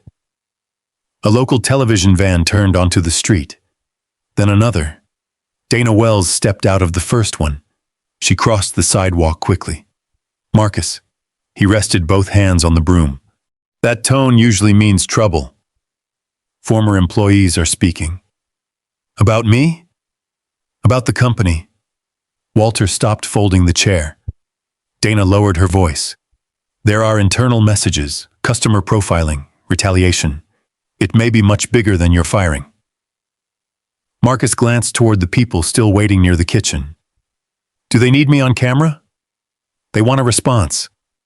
Who is they? Everyone. Marcus shook his head. I have customers. Dana studied him. The founder is in Charlotte. Walter's grip tightened around the chair back. Marcus noticed. You know him? Walter looked toward the street. Before he could answer, 3 black SUVs appeared at the far intersection. They moved slowly through the afternoon traffic. One, then another, then a third. Their dark windows reflected the neighborhood as they approached. People began turning. A phone rose near the bus stop. Someone whispered that corporate security had arrived. Renee stepped out of the kitchen and stood beside Marcus. You want me to call somebody? No. Marcus set the broom against the wall. The first SUV stopped at the curb. The second pulled behind it. The third remained across the street. Doors opened. Claire emerged first, carrying no tablet, no folder. Nothing that made the moment look like business. Helen Ward stepped out behind her. Then 2 company executives Marcus recognized from online photographs. Finally, Nathan Caldwell opened the rear passenger door. The sidewalk went quiet. Marcus had seen him only in advertisements, magazine covers, framed photographs inside prestige gentlemen's lounge. The billionaire founder looked different in person. Older, more tired, no tailored suit, no polished public smile. He wore the same plain charcoal coat from the sedan Walter had noticed earlier. Dana's camera operator lifted his equipment. Nathan raised one hand. Please. The camera remained pointed toward him, but nobody moved closer. Gregory Bennett arrived in a separate car less than a minute later. Martin Vale was with him. Gregory stepped onto the sidewalk, saw Marcus, and immediately straightened his tie. Mr. Caldwell, before this goes any further, you need to understand that Mr. Ellison's termination was based on... Nathan walked past him. Gregory stopped speaking.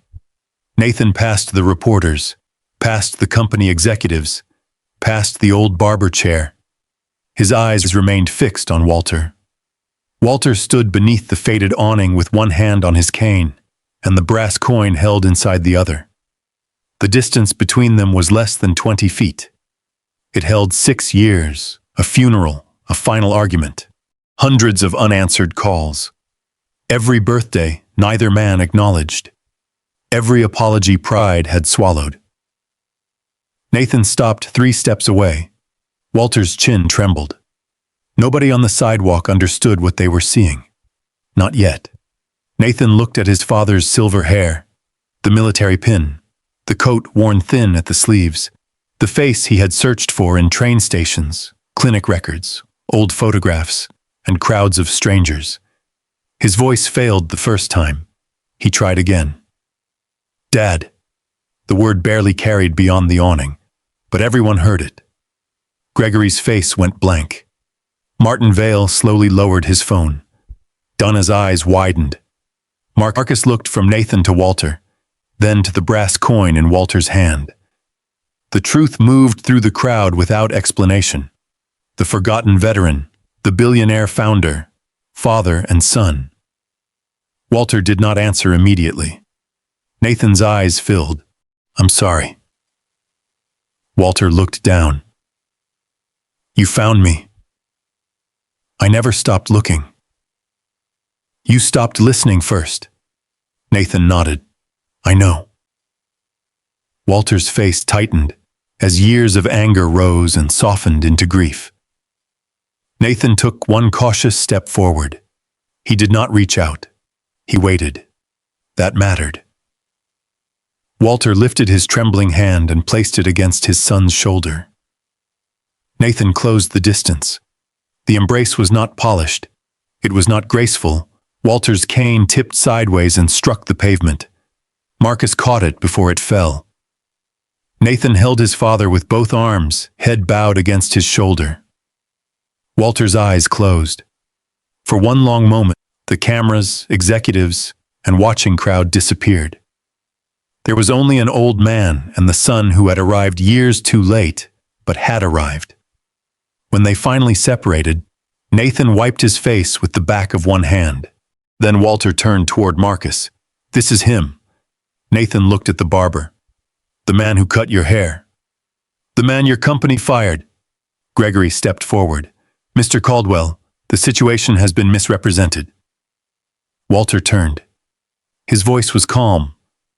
Were you there? Gregory hesitated. Yes. Did Marcus offer me a haircut? Yes, but did I have enough money? Gregory glanced at the cameras. I wouldn't know. You knew. Walter's voice did not rise. You watched me count those bills. The crowd remained silent, but this silence was different. It no longer protected Gregory. It waited for him to answer. Walter continued. Did Marcus humiliate your business? Gregory swallowed. He violated policy. Walter looked at Nathan. There. His hand tightened around the brass coin. That's what happened to your company. Nathan's expression hardened. What? They learned to call cruelty policy. No one moved. Traffic continued at the far end of the street, but even the city sounds seemed distant. Nathan turned to Gregory. Did you fire Marcus in front of customers? Yes. Did he threaten anyone? No. Raise his voice? No. Refuse to leave? No. Nathan looked toward the former co-workers who had arrived behind Gregory. 2 stylists, a receptionist, an assistant manager. Their faces showed fear and shame. Did anyone speak for him? Nobody answered. Marcus looked at them. He recognized each face. One woman had worked beside him for 4 years. Another had borrowed money from him after a car repair. The receptionist had eaten lunch at his station almost every Friday. None could meet his eyes. Nathan turned back to Marcus. I owe you an apology. Marcus stood with Walter's cane in one hand. You don't know everything yet. I know enough to begin. Marcus shook his head. Don't apologize because he's your father. Nathan looked at Walter, then back at Marcus. What do you mean? You should apologize because he was a man who needed help. The words landed harder than anger could have. Marcus handed Walter back his cane. If he'd been nobody connected to you, what happened would still be wrong. Nathan lowered his eyes. You're right. Gregory stepped forward again. Sir, there are operational issues that cannot be judged from one emotional incident. Nathan turned slowly. An emotional incident? Martin Vale tried to intervene. Nathan, we need to discuss this privately. No. Nathan faced the cameras. Privacy is how this survived. A ripple moved through the crowd. Nathan looked toward Helen Ward. Effective immediately, Gregory Bennett is suspended pending investigation. Gregory's face drained. Sir, Martin Vale is also suspended.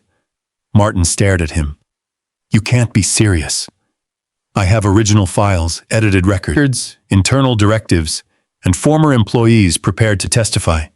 Nathan's voice remained controlled. That is the most serious I have been in years. Helen stepped forward. All company devices belonging to both men must be surrendered today. Gregory looked at the employees around him. The same people who had remained silent when Marcus was fired. No one defended him. Power had changed sides so completely that the sidewalk seemed like a different place. But Marcus did not smile. He did not celebrate. He looked toward Walter, whose hands were shaking again after the strain of the reunion. Marcus pulled the old barber chair beneath the awning. Sit down, Walter frowned. I'm fine. That wasn't a request.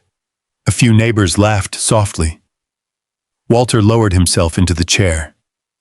Marcus draped a clean cape around his shoulders, not for a haircut, but for warmth against the damp air. Nathan stood beside him. For the first time, the billionaire looked uncertain where he belonged. Marcus nodded toward an empty folding chair. Sit with your father. Nathan obeyed. Reporters continued filming, but the center of the story had shifted away from them. Walter rested one hand on his cane. Nathan sat beside him. Their shoulders nearly touched. No speeches, no corporate statements. Just 2 men sharing silence that had finally stopped being a wall. Across the sidewalk, Gregory and Martin surrendered their phones to Helen Ward. Behind them, former employees began quietly approaching Donna Wells, one at a time, each carrying a story. Marcus returned to the waiting customer beside the community kitchen and switched on his clippers. The familiar hum rose beneath the awning. He had been publicly humiliated in a room built around money. Now the founder of that room sat quietly on a folding chair, waiting like everyone else. The brass coin had revealed Walter's identity. But the deeper truth was standing in plain sight. Marcus had never needed to know who Walter was in order to treat him with dignity. And before the day ended, Nathan Caldwell would discover that one free haircut had not merely reunited him with his father. It had opened the door to a reckoning that could bring his entire company down. By sunset, the sidewalk outside Grace Street Community Kitchen no longer looked like a neighborhood gathering place. It looked like the front steps of a courthouse. Television vans lined Oak Ridge Avenue. White satellite dishes rose above their roofs. Reporters stood beneath portable lights while producers spoke rapidly into headsets. Police officers redirected traffic at the intersection, not because anyone had become violent, but because so many people had arrived that buses could no longer reach the curb. Marcus remained beside the old barber chair. He finished every customer who had been waiting before the cameras came. That mattered to him. An elderly woman named Ruth Daniels had waited nearly an hour for help trimming the hair at the back of her neck. A hotel custodian needed his beard cleaned before an overnight shift. Frank Holloway had shown up claiming he only wanted coffee, though everyone knew he came to make sure Marcus was not standing alone. Nathan watched all of it from a folding chair beside Walter. He had spent years attending events where thousands of people applauded when he entered. Nothing had ever humbled him like watching Marcus ignore a wall of cameras because an old woman had been promised a haircut. Walter sat close enough that their sleeves occasionally touched. Neither man moved away. For a while they spoke only about ordinary things: the weather, the buses, the broken hydraulic lever on Marcus's chair. Then Walter looked toward his son. "You kept the coin." Nathan reached into his coat and placed his own brass coin in his palm. The edges were smoother than Walter's, but the crest was identical. "I carried it everywhere." Walter studied it. "Even when you forgot what it meant?" Nathan closed his fingers around it. "Yes." Walter nodded slowly. "That's the dangerous part about symbols. People think carrying one is the same as honoring it." Nathan accepted the rebuke. 6 years earlier, he would have defended himself. That evening, he listened. Across the street, Helen Ward turned an unused dining room inside the community kitchen into a temporary interview space. Renee covered the tables with fresh paper. Dana Wells helped direct former employees away from the press until they could speak privately with investigators. The first was Carla Simmons. Then came a former receptionist from Atlanta, a regional trainer from Nashville, a barber from Tampa who had resigned after being ordered to move an elderly customer away from the front window. By 8 o'clock, 11 people had come forward. By 9, there were 17. They carried printouts, screenshots, saved voice messages, schedules, disciplinary notices, and memories sharpened by years of being told they had misunderstood what happened. Marcus stepped into the kitchen to wash his hands. The noise outside became muffled behind the heavy door. Water ran warm over his fingers. Gray and white hairs swirled down the steel sink. Nathan entered quietly. For several seconds he stood behind Marcus without speaking. Marcus saw him in the reflection of the dark kitchen window. "You should be with your father." He asked for coffee. "There's a fresh pot by the stove." "I came to ask you something first." Marcus dried his hands on a paper towel. Nathan looked different under the fluorescent lights. Without the polished office background and professional photography, he was simply a tired man in a damp coat. "What did my father say during the haircut?" Marcus folded the towel. "Some things said in a barber chair stay there." Nathan lowered his gaze. "He told you about my mother." "That's his story." "He told you about me." Marcus did not answer immediately. "He told me he had a son." Nathan waited. "That's all?" He said it like the word still hurt. The sentence struck deeper than accusation. Nathan leaned one hand against the counter. "I thought he left because he hated what I built." Marcus looked at him. "Maybe he left because he hated what building it did to you." Nathan's face tightened. "You don't know me." "No." Marcus's voice remained gentle.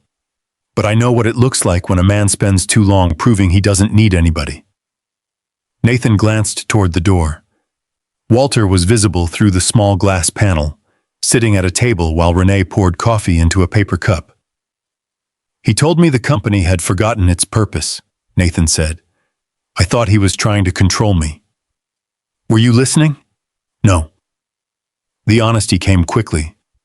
Marcus nodded once. Then start there. Nathan looked toward the sink. You should be angry. I am. You don't act like it. Marcus turned off the dripping faucet.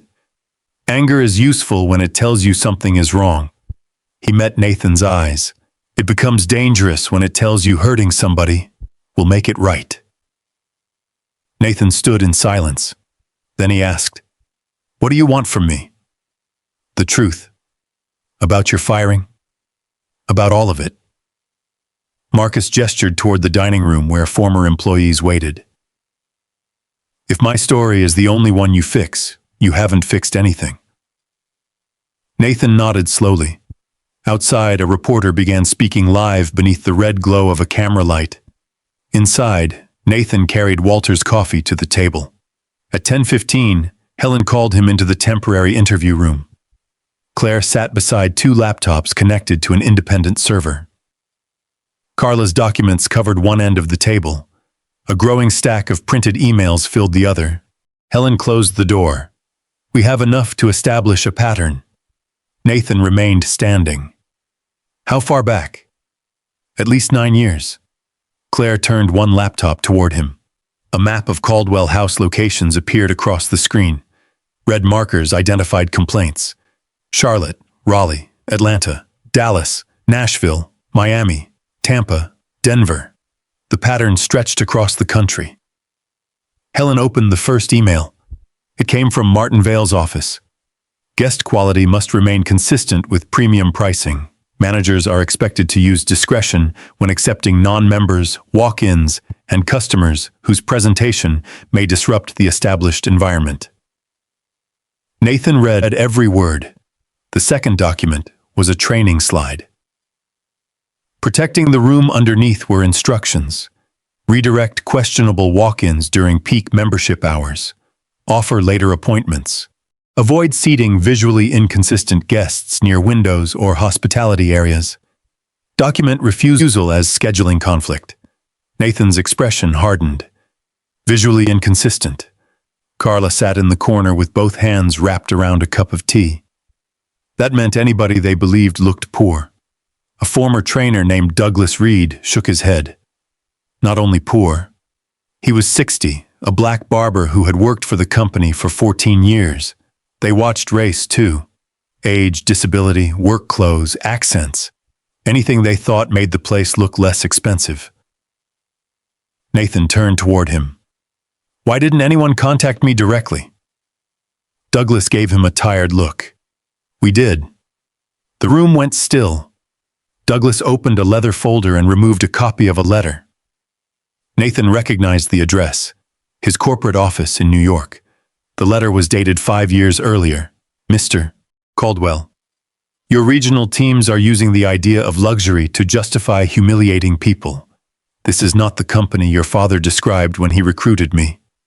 Nathan read the final line twice. Douglas continued. "I sent that certified." Claire checked the tracking number. It was delivered. Nathan looked toward her. "To whom?" She searched the archived correspondence log. "Executive intake." Then, Claire's face changed. It was forwarded to Martin Vale's office.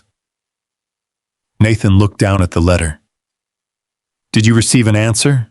he asked Douglas. "A regional director called me." "What did he say?" "He said leadership appreciated my passion, but I lacked understanding of the brand's future." Douglas laughed softly. 6 months later, they cut my hours until I resigned. Nathan lowered himself into a chair. For the first time that night, he looked physically defeated. Helen did not allow the silence to become an escape. "There's more." She opened the personnel archive for Marcus. His original file contained years of positive reviews, customer retention above company average, no formal disciplinary incidents, consistent praise for patience, technical skill, and veteran customers. Then came the termination record. 3 warnings had been entered within 48 hours after Donna's first report aired. Unauthorized discounting, insubordination, failure to maintain brand atmosphere, which was backdated. Nathan's eyes moved to Gregory Bennett's electronic signature. He fabricated them. Helen nodded. Server logs confirm it. And Martin?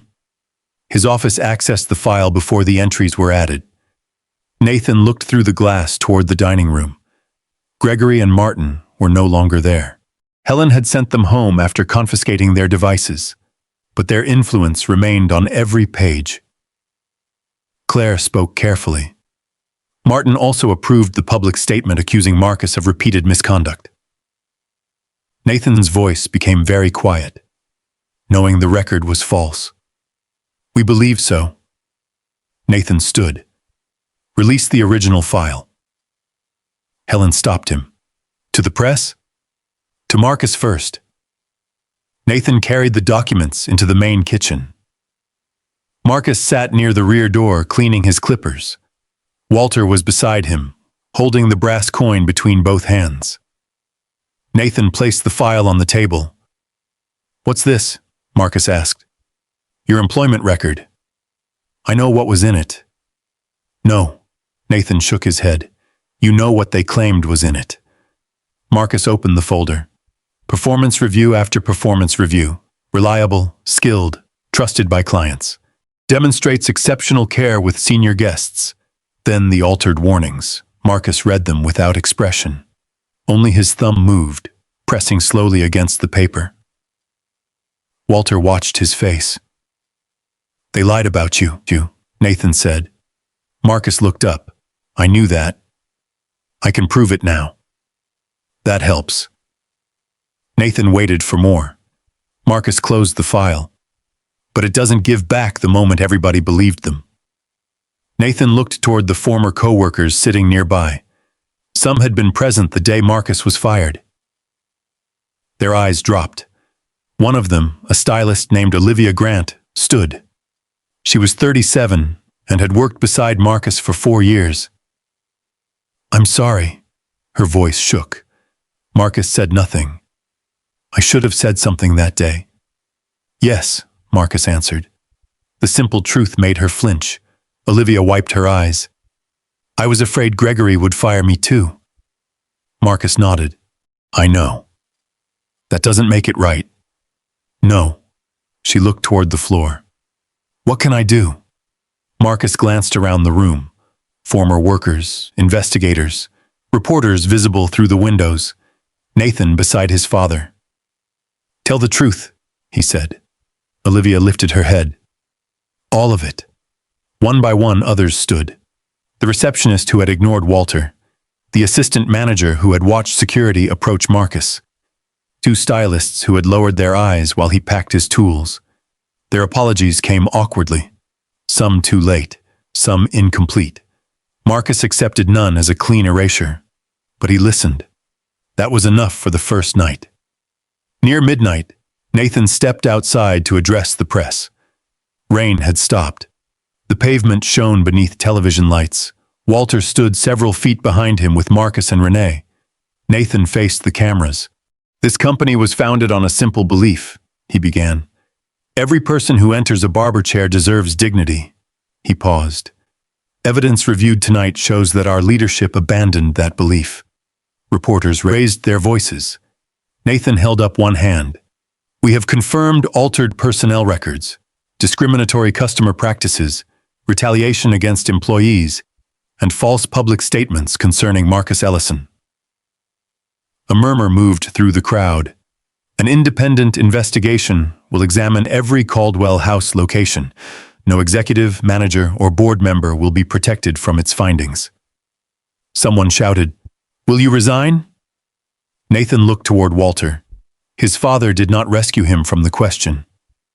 I will accept responsibility for what happened under my name. Another reporter asked, Was Marcus fired because the veteran was your father? Nathan turned toward Marcus. No. His voice strengthened. Marcus was fired because he treated an ordinary man with dignity inside a company that had begun measuring human worth by appearance. He faced the cameras again. The fact that the veteran was my father exposed the truth. It did not create it. Behind him, Walter's eyes filled. Marcus remained still. Nathan continued. If that man had no connection to me, the injustice would be exactly the same. This time, no reporter interrupted. Across the country, employees watched the statement from break rooms, hotel suites, airport lounges, and locked offices after closing. Some felt relief. Others felt fear. Several opened old email folders. One manager in Dallas copied years of internal messages onto a personal drive. A former employee in Denver called Helen Ward's hotline. A customer in Atlanta found a video of an elderly man being refused service and sent it to the press. By dawn, the investigation had received more than 200 reports. The scandal was no longer about one manager in Charlotte. It was no longer only about Marcus. The truth had begun moving through the company like light entering a building where the curtains had been closed for years. And as Nathan stood beside the father he had nearly lost, he understood the full cost of what had happened. Marcus had given Walter a free haircut. In return, Walter had unknowingly carried the one detail capable of exposing a national system built beneath Nathan's own name. Now the doors were open, and the people who had survived in silence were finally walking through them. By sunrise, the hotline had more calls than Helen Ward's team could answer. Voicemails arrived from former barbers, receptionists, hotel workers, customers, and managers who had spent years convincing themselves that what they witnessed was too small to matter. A woman in Phoenix described being ordered to tell an elderly veteran there were no appointments, even though 3 chairs sat empty. A barber in Dallas admitted he had been instructed to seat construction workers near the rear hallway so premium members would not see them through the front windows. A former assistant manager in Nashville sent a photograph of a handwritten list posted inside a supply closet. Protect the brand. No disruptive walk-ins. No exceptions during corporate hours. Nobody had defined disruptive. They never needed to. Across America, local news stations began leading with the same story. The polished Caldwell House logo appeared beside headlines about discrimination, altered records, and retaliation. For years, that logo had represented exclusivity.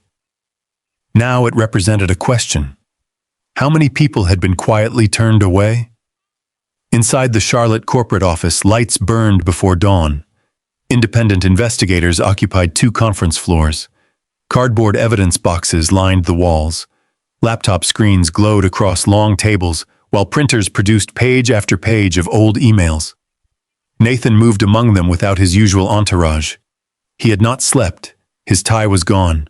His sleeves were rolled above his wrists. A paper cup of coffee sat untouched in one hand. Helen met him outside the main server room. We have a preliminary count. How many locations?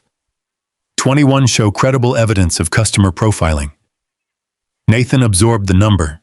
Out of 27. Yes. How many employees were punished for objecting? We've confirmed 43. Customers denied service? Helen's face remained controlled, but her answer carried weight. Too many to count yet. Nathan looked through the glass wall. Inside, investigators copied files from systems that had once been trusted to protect the company. What happens next? Public findings. Then what? Civil claims, regulatory reviews, possible contract losses, board action. Nathan nodded. And the people responsible? That depends on the evidence. No. He looked at Helen. It depends on whether we have the courage to name what they did. Helen held his gaze. Then don't interfere when the names include yours. Nathan did not flinch. I won't. On Oak Ridge Avenue, Marcus opened his apartment door and found 3 reporters waiting in the hallway. They stood too close together beneath the flickering ceiling light, microphones ready before he had finished stepping outside. Marcus, do you believe Nathan Caldwell should resign? Will you sue the company? Were you offered money to remain silent? Marcus raised one hand. The questions stopped. I'm going to work. One reporter glanced toward the leather case in his hand. On the sidewalk? Yes. You understand this is now a national story. Marcus locked the apartment door. It's still Tuesday morning. He walked past them. Outside, the city smelled of wet asphalt and coffee. A bus groaned away from the curb. Renee stood beneath the community kitchen awning with her arms crossed, watching a news crew arrange lights beside the old chair. "You planning to cut around all this?" she asked. Marcus set down his case. "I've cut around worse." She looked toward the cameras. "I believe you." The first customer that morning was Olivia Grant. She arrived alone, wearing the same black salon uniform she had worn the day Marcus was fired. Her eyes were swollen from lack of sleep. Marcus was wiping rain from the chair when she stopped several feet away. "I'm not here for a haircut." "I figured." She held out a folded piece of paper. "My statement." Marcus did not take it immediately. "What does it say?" "The truth." "That's a broad word," Olivia swallowed. "It says Gregory told us not to question him. It says Martin's office sent customer profile instructions. It says I watched Walter get ignored. It says I watched you get fired." Her voice weakened. "And it says I said nothing." The cameras turned toward them. Marcus noticed. So did Olivia. She looked frightened. "You don't have to do this here," he said. "Yes, I do." She faced the reporters. "My silence helped them." The words came out unevenly, but they came. "I told myself I was protecting my job. What I protected was a system that treated people badly and punished anyone who objected." A reporter asked whether she expected forgiveness. Olivia looked toward Marcus. "No." She unfolded the paper. "I expect consequences." That sentence changed the shape of the morning. Former employees arrived one by one. Some came in old uniforms. Others carried envelopes. A receptionist who had looked away when Walter entered the salon admitted she had been trained to delay service for customers who appeared unable to pay. An assistant manager described deleting complaints after Gregory marked them resolved. A stylist confessed that Marcus had defended her from a customer's cruelty years earlier. Yet she had not defended him when his own job was taken. The crowd listened. No one applauded. This was not celebration. It was confession. Marcus continued working while they spoke. He trimmed Frank Holloway's beard. He shaped a hospital orderly's hairline. He helped Samuel transfer carefully into the old Barber chair after the stroke had weakened one side of his body. The truth unfolded around him while the clippers hummed. Near noon, Walter arrived with Nathan. They walked from the corner rather than stepping out of a company vehicle. Nathan wore a plain brown jacket.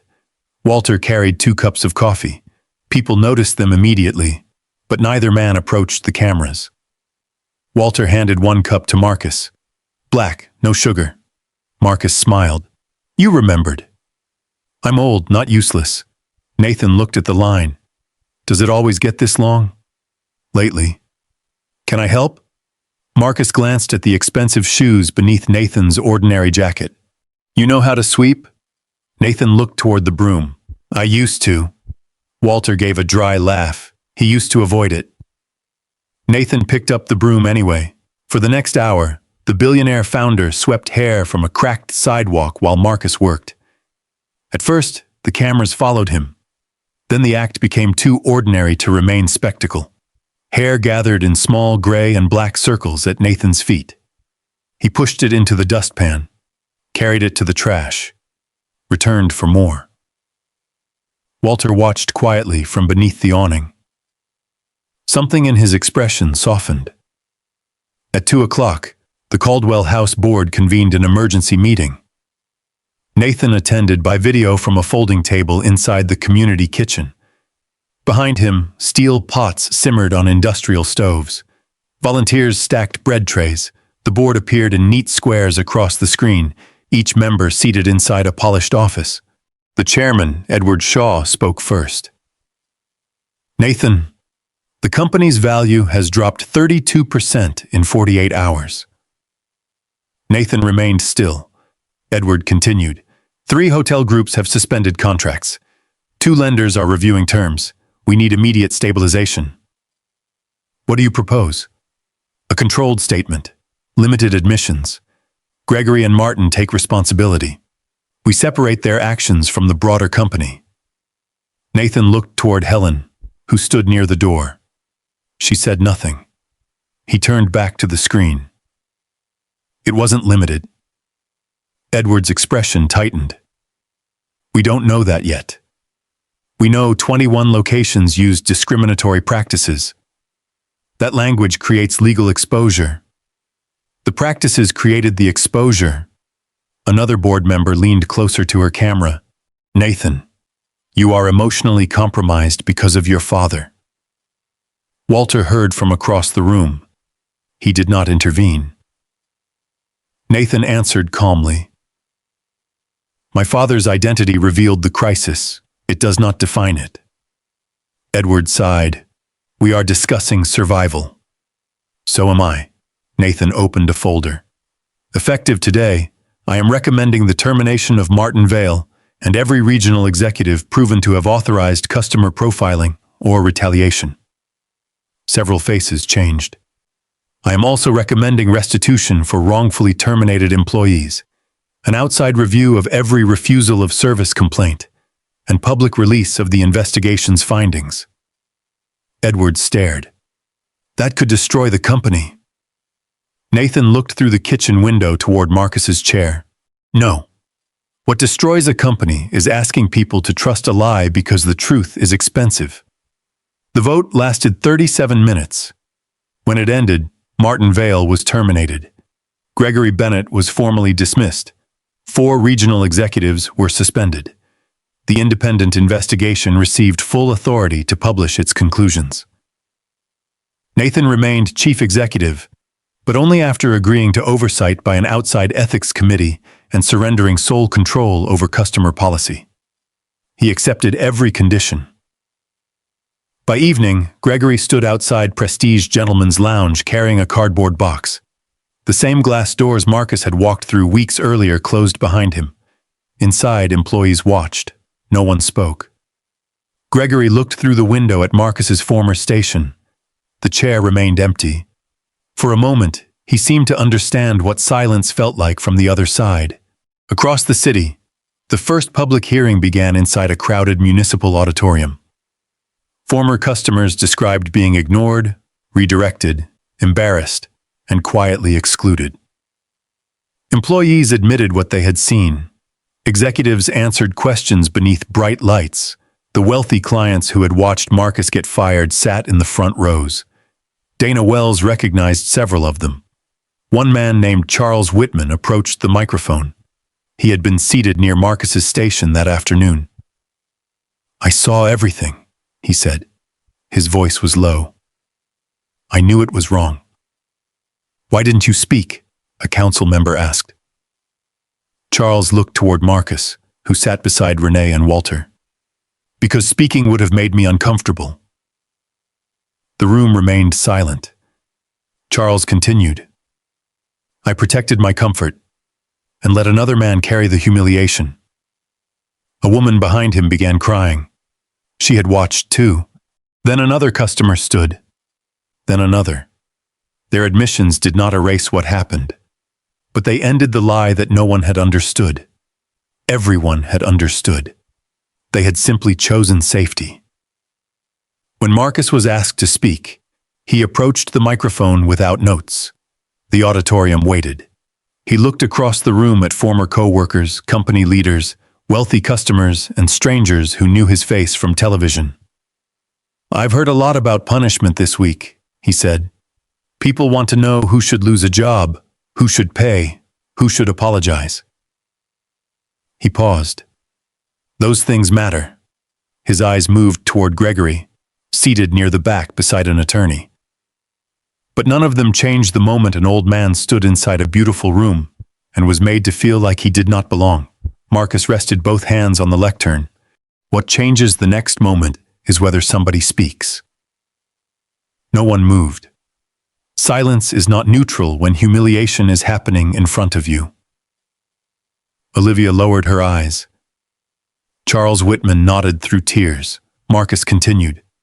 I don't want revenge. He looked toward Nathan. I want a chair that stays open. Then toward the audience. I want workers to know compassion will not cost them their livelihood. I want customers to know their clothing, age, race, job, or bank account will never decide whether they deserve respect. His voice softened. And I want the next person watching something wrong to understand that courage usually sounds like one sentence. The council member asked, "What sentence?" Marcus looked across the silent room. "Stop." The word echoed gently through the auditorium. Not shouted, not performed, simply spoken. By the end of the week, Caldwell House announced a national restitution fund and offered reinstatement or compensation to employees punished for opposing discriminatory practices. Hotel partners demanded new service standards. State regulators opened formal reviews. Competitors quietly examined their own policies before someone else did it for them. Gregory lost his position and professional standing. Martin faced civil claims and board investigations. Neither consequence brought Marcus joy, but accountability had never been meant to entertain him. It was meant to protect the next person. Late that evening, Marcus returned to Oak Ridge Avenue. The reporters were gone. Rain had washed the chalk marks from the sidewalk.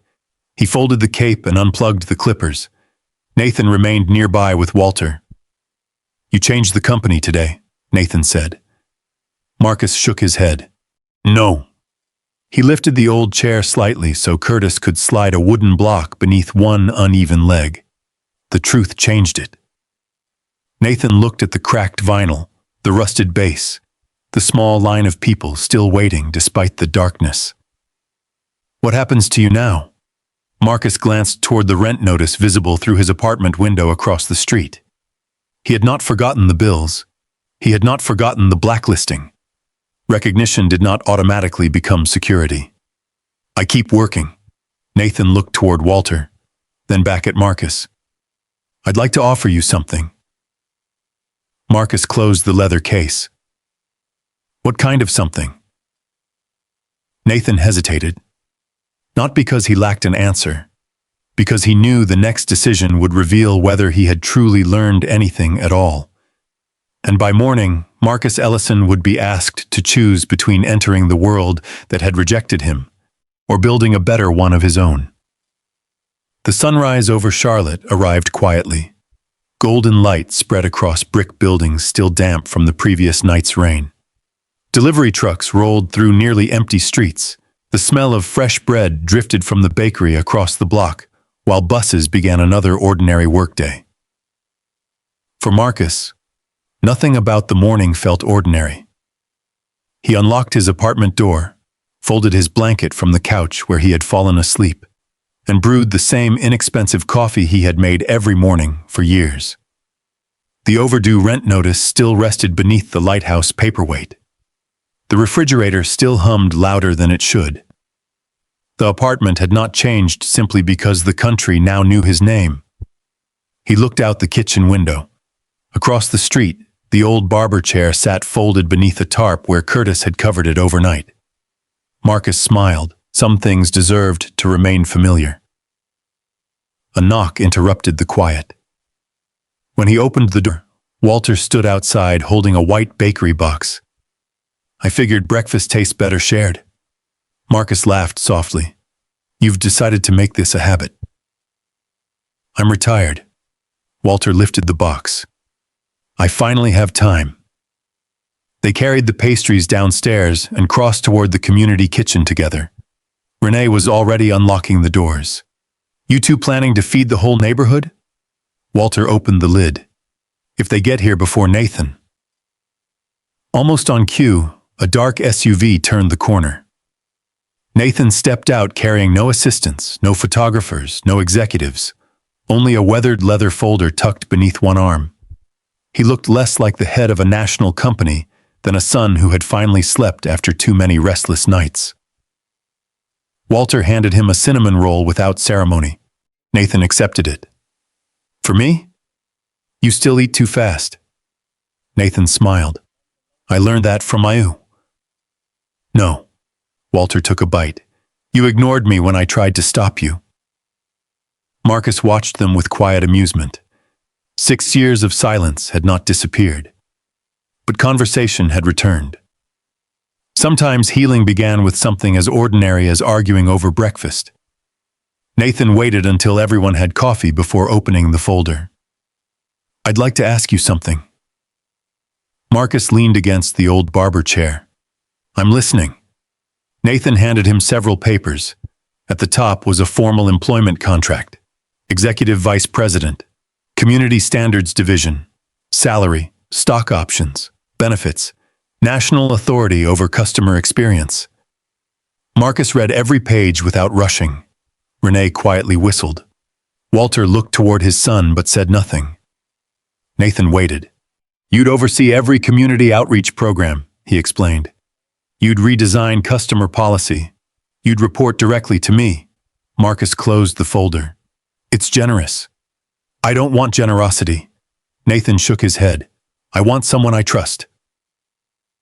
Marcus remained silent. Nathan continued. "You've already changed the company." "Not really. You changed me." Marcus looked toward the old chair. "The company doesn't need another executive. It needs you." Marcus smiled gently. "No." Nathan blinked. "No? I appreciate the offer. But my answer is no." Silence settled over the sidewalk. Even Renee looked surprised. Walter studied Marcus carefully. Nathan searched his face. "May I ask why?" Marcus rested one hand on the worn leather chair. "I've spent weeks learning something." "What?" "This chair." Nathan glanced down. Marcus continued. "When I lost my job, I thought I needed another company." He looked around the neighborhood. The sidewalk taught me otherwise. Hospital workers were already gathering near the kitchen. Retired mechanics, school custodians, veterans, apartment neighbors carrying folding chairs from home. People who had built something together long before television cameras arrived. Marcus smiled. They didn't need another luxury lounge.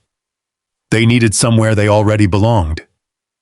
Nathan lowered his eyes. Marcus handed back the contract. "If I come work for you," he paused, "someone else will have to build this place." Walter nodded almost imperceptibly. He understood before Nathan did. Nathan looked around the neighborhood again. For the first time, he saw what Marcus saw. Not poverty, not broken sidewalks, potential, community, trust. Things no executive position could replace. "What do you need?" Nathan finally asked. Marcus answered immediately. "A building." Nathan almost laughed. "That's all?" "No," Marcus smiled. "I'll probably need electricity too." Everyone laughed. The tension disappeared. Marcus became serious again. "I want one neighborhood shop. Nothing fancy. No memberships. No velvet ropes. No preferred seating." He looked toward Walter. "Veterans never pay." Then toward Renee. "Anyone struggling gets dignity before paperwork." Nathan asked quietly, "And profit?" Marcus shrugged. "If people trust the chair, they'll keep it alive." Walter folded the empty bakery box. "That's exactly what your mother used to say." Nathan turned toward him. "She did?" Walter nodded. Elaine believed businesses survive because people remember how they were treated. Nathan closed the leather folder. "Then that's what we'll build." Within 48 hours, work began. Nathan refused to purchase an expensive commercial property downtown.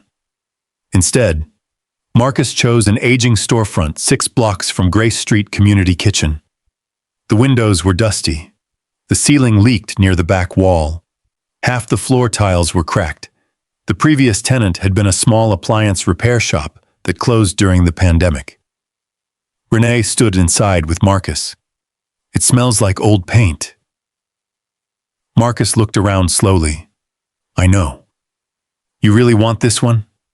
Sunlight poured through the front windows onto the worn wooden floor. "I do." "Why?" Marcus pointed outside. "The bus stop." Across the street, elderly residents waited each morning. Veterans from the VA clinic passed the corner every afternoon. Hospital workers changed buses there after overnight shifts. People already came through the neighborhood. They shouldn't have to travel across the city just to feel welcome. Nathan arrived carrying rolled blueprints. "I've spoken with the contractor." Marcus interrupted him.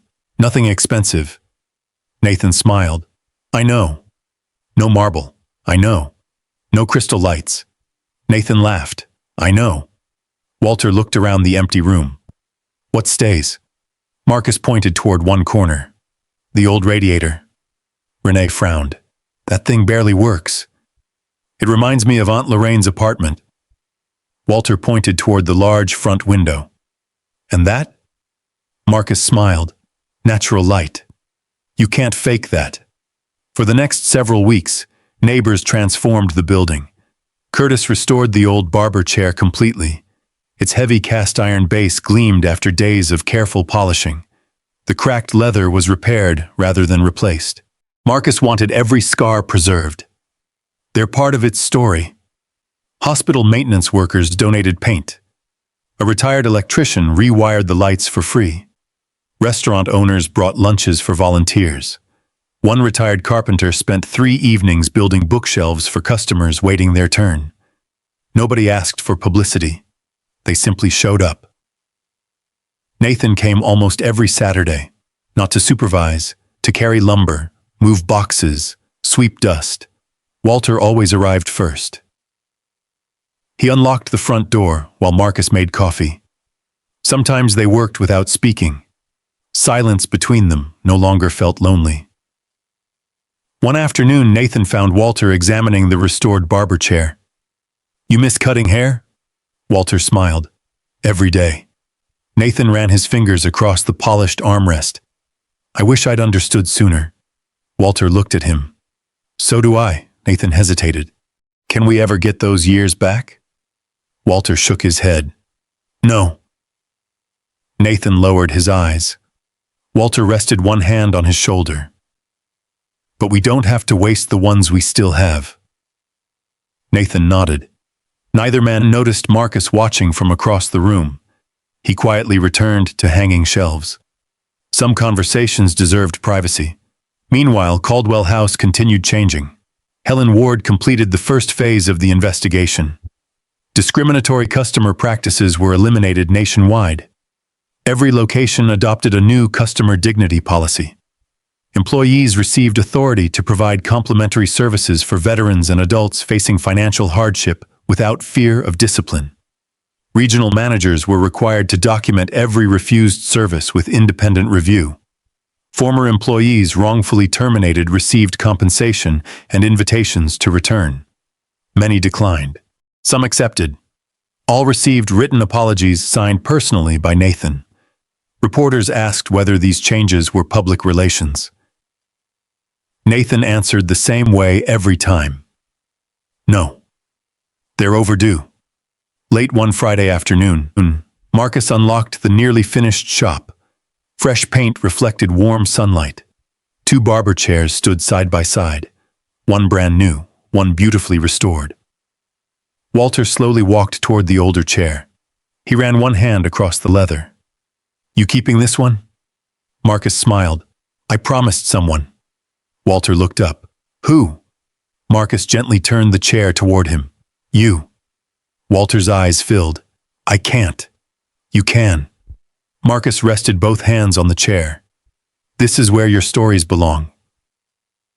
Walter swallowed hard. "I don't even know if anyone wants to hear them." Renee laughed from across the room. "You've clearly never met retired veterans." Everyone smiled. Nathan quietly stepped outside for the moment. Through the front window, he watched Marcus, Walter, and the neighbors laughing together inside the unfinished shop. Claire joined him on the sidewalk. "You made the right offer." Nathan nodded. He made the better choice. Claire looked inside. "You disappointed?"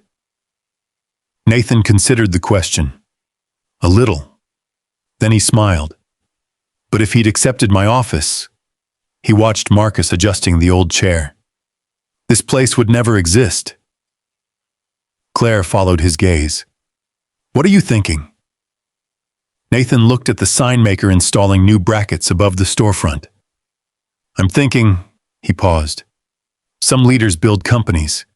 He looked through the window again. And some build homes that happen to cut hair. Inside, Marcus carefully unwrapped a wooden sign carved by Curtis.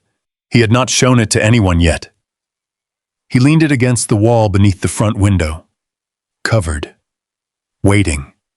Tomorrow the cloth would come off. Tomorrow the first customer would walk through the door. Tomorrow an ordinary neighborhood barbershop would open with a promise no luxury lounge had ever managed to keep. And hanging above its entrance would be 5 simple words capable of changing every person who stepped inside. By 7 the next morning, Oak Ridge Avenue was already awake. A city bus sighed at the curb beneath a pale blue sky. Steam rose from paper cups carried by neighbors gathering outside the new storefront. Someone from the bakery had delivered 2 trays of warm biscuits. Renee arrived with a silver coffee urn large enough to serve half the neighborhood, and immediately began telling people where not to stand. Curtis was on a ladder tightening the final screws above the entrance. Left side needs to come down, Renee called. Curtis did not look at her. It's level. It looks crooked. You're standing crooked. Walter laughed from his place near the window. Marcus stood just inside the doorway, watching the scene unfold beneath the warm yellow lights of the shop. For nearly 30 years, he had entered barbershops belonging to other people.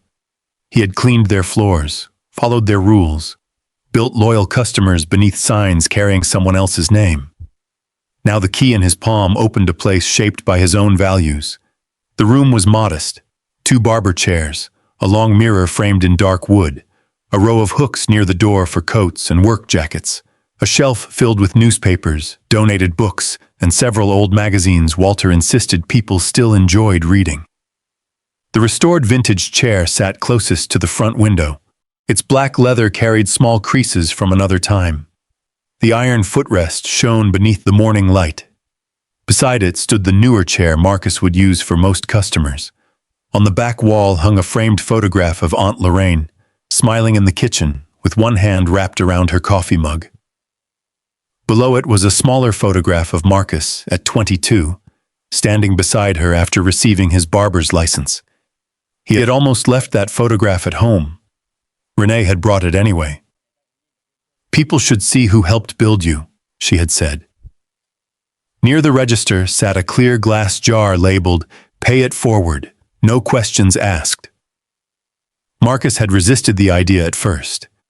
Then Frank Holloway placed the first $20 inside and dared him to remove it. He had not. Outside, Curtis climbed down from the ladder. All right. He removed the canvas covering the sign. The crowd grew quiet. Ellison Barber House.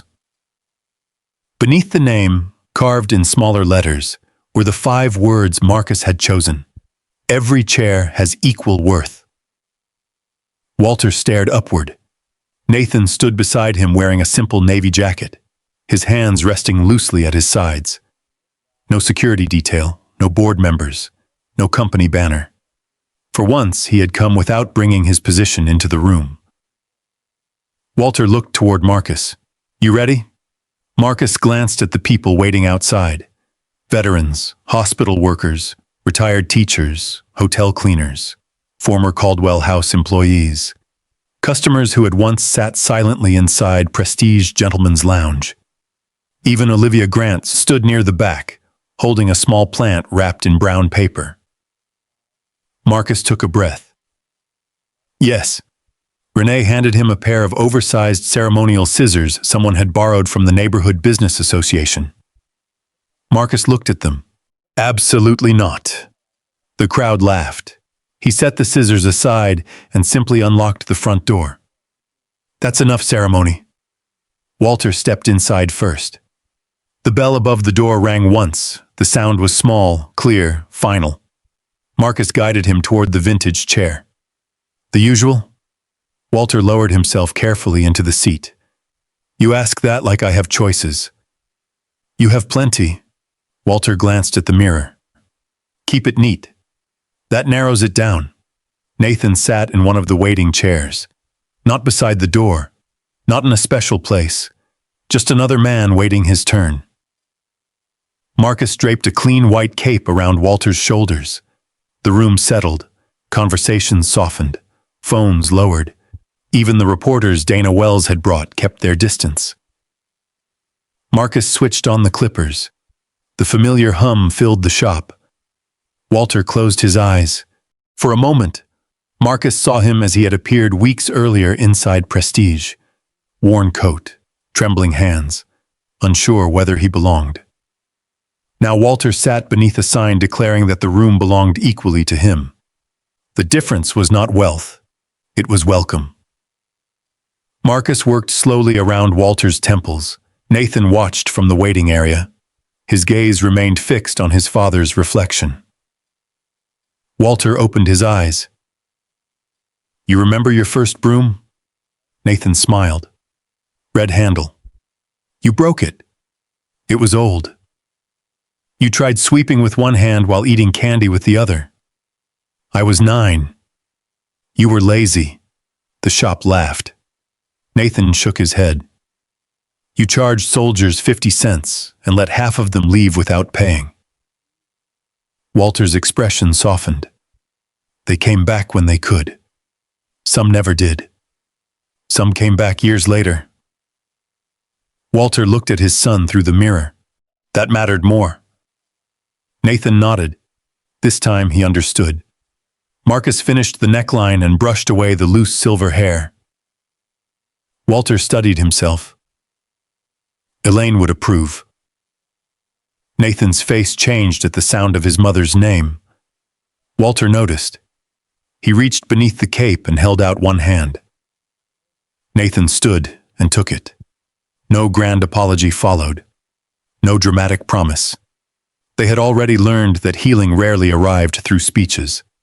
Sometimes it came through showing up on a Saturday morning and waiting beside the person you had once lost. Marcus removed the cape. Walter reached for his wallet. The entire room watched. Marcus raised one eyebrow. Walter paused, then smiled. "Veterans never pay. You read the sign. I helped inspire it. You inspired trouble. Same thing sometimes." Laughter moved through the room. Walter stood and pointed toward the chair Nathan had left. "Your turn." Nathan looked at Marcus. "Do I need an appointment?" Marcus considered him. "You look like you can wait." The crowd laughed again. Nathan sat. Marcus draped the cape around the billionaire's shoulders with exactly the same care he had shown Walter. No special towel, no private service, no difference. Nathan looked at himself in the mirror.